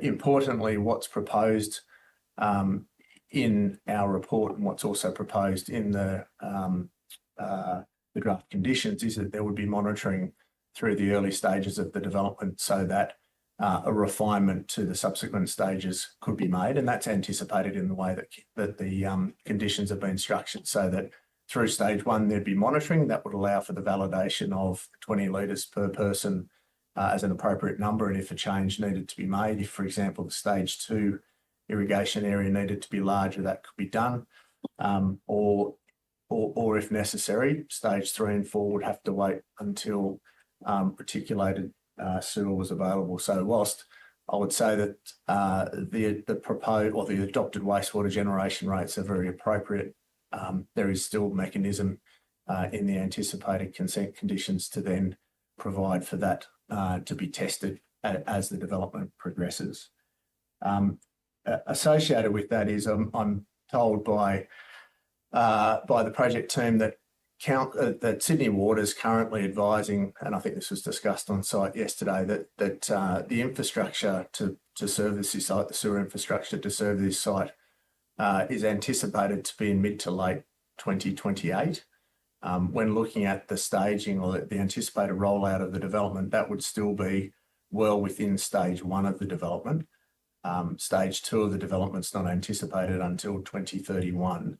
So even if Sydney Water was delayed by a year or more, the site would still be in stage 1 of its operation, which has a much lower generation rate than the ultimate stage 4, which is when space becomes most constrained. In stage 1, there's nearly 2 hectares of land available, so much more than is required to service stage 1. So that provides for a very high level of redundancy in terms of the irrigation area, and even without that area, even if we just relied on the stage 3 irrigation area, we'd still have well over 100% reserve irrigation field. So, and again, as I think I discussed yesterday, it's likely that at stage 1, the whole irrigation area would be put in, and if there was a concern, it could be conditioned that all of the irrigation area be put in, and that would provide about 150 to 200% reserve for stage 1 of the operation of the school. So that I think would address any residual concerns that the IPC could have. Did that address all of the questions, Commissioner? Yes, thank you. Just one other matter we wanted to discuss was around the impact of stormwater and floodwater on adjacent properties, both to the north and south, and also on the other side of Catherine Field Road, with concerns that water would be displaced onto those properties, potential impacts on the South Creek system during flood events. So I'm wondering if someone could speak to that on behalf of the applicant. Yeah, I can speak to that. Daniel Diaki from Mines and Associates. So we have modelled a few different events, the 100-year, the 500 and the PMF.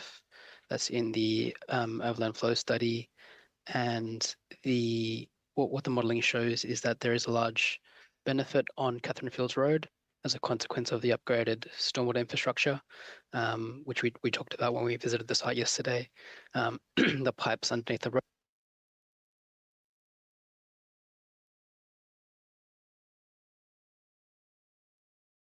We've just lost sound, Daniel. Your mic might be cut off.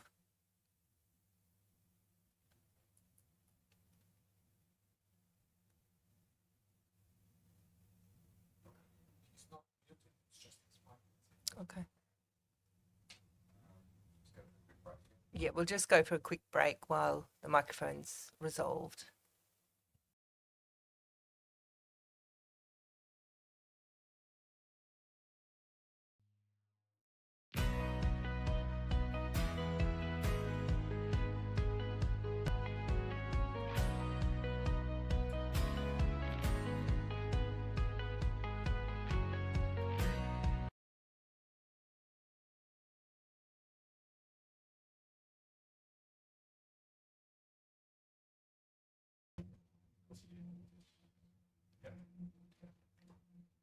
So we'll jump back into that. It was Daniel, was it? Daniel. Yes. Apologies, Commissioner. I'm not sure at what point I cut out, but I was saying that our modelling included the 100-year, the 500-year, and the PMF. And what the modelling shows is that as a consequence of the upgraded drainage infrastructure, both along the site frontage, but also the culverts underneath the road that discharged to private property, all of that's being upgraded. And as a consequence, the flood depths and flood levels on Catherine Fields Road are reduced. There is also a reduction of the flood levels on the private property where those culverts discharge to. There is a small area of increase and a small area of decrease. And if you look at that map, which is, I can confirm which map it is. It's map 8 in our report, which is on I think it's fixed now. It's on page 92 of the PDF.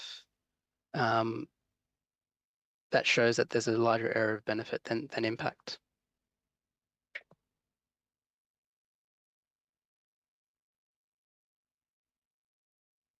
Sorry, can you hear me okay? Yes, we can, Daniel. Okay. Sorry, did that answer all your questions about the flooding and the drainage upgrades? So Daniel, just in terms of properties to the, I think to the south in particular, whether there was any push of stormwater onto that set of properties? Sure. Now, our modelling shows that there's no impact on those properties. And again, that's on page 92 of the overland flow study and flood emergency response plan. Thanks, Daniel. And just had another clarification. There was some concern raised around lighting, both inadequate lighting or comments made around inadequate lighting in AM and PM on sort of in terms of Catherine Fields Road, and also concern of floodlights within the school facility itself, in particular the playing fields. If the applicant representative had any further comment on that or clarification on lighting in particular. Thanks, Commissioner. In terms of street lighting, yes, there were concerns raised, and street lighting will need to be addressed by council, provided by council. There currently isn't any condition of consent requiring street lighting to be provisioned because there is some lighting along the street. So that would be something that the applicant will have to consult with council on through design development. In terms of light spill and lighting from the sport field, there will be 4 floodlights. They're approximately 16.5 metres above ground. The lighting will be turned off at 9 p.m. and there is a condition of consent in the draft conditions of consent to that effect, and they will need to meet the Australian standards in order to deal with the light spill impact. Thank you, Elaine, for clarifying that. I had no further questions of the applicant at this stage. I mean, obviously we have quite a lot to absorb over today's meeting, but Michael, did you have any other? No, that's it. Okay, well, thank you very much to the applicant's representatives for rejoining the meeting. And thank you. That brings us to the end of this public meeting into the Minarah College SSD-30759158. Thank you to everyone who has participated in this important process. Michael and I have very much appreciated your input. Just a reminder, it is not too late to have your say on this application. Simply click on the Make a Submission portal on our website or send us a submission via email or post. The deadline for written comments is 5 p.m. next Tuesday, the 10th of February 2026. In the interest of openness and transparency, We will be making a full transcript of this public meeting available on our website in the next few days.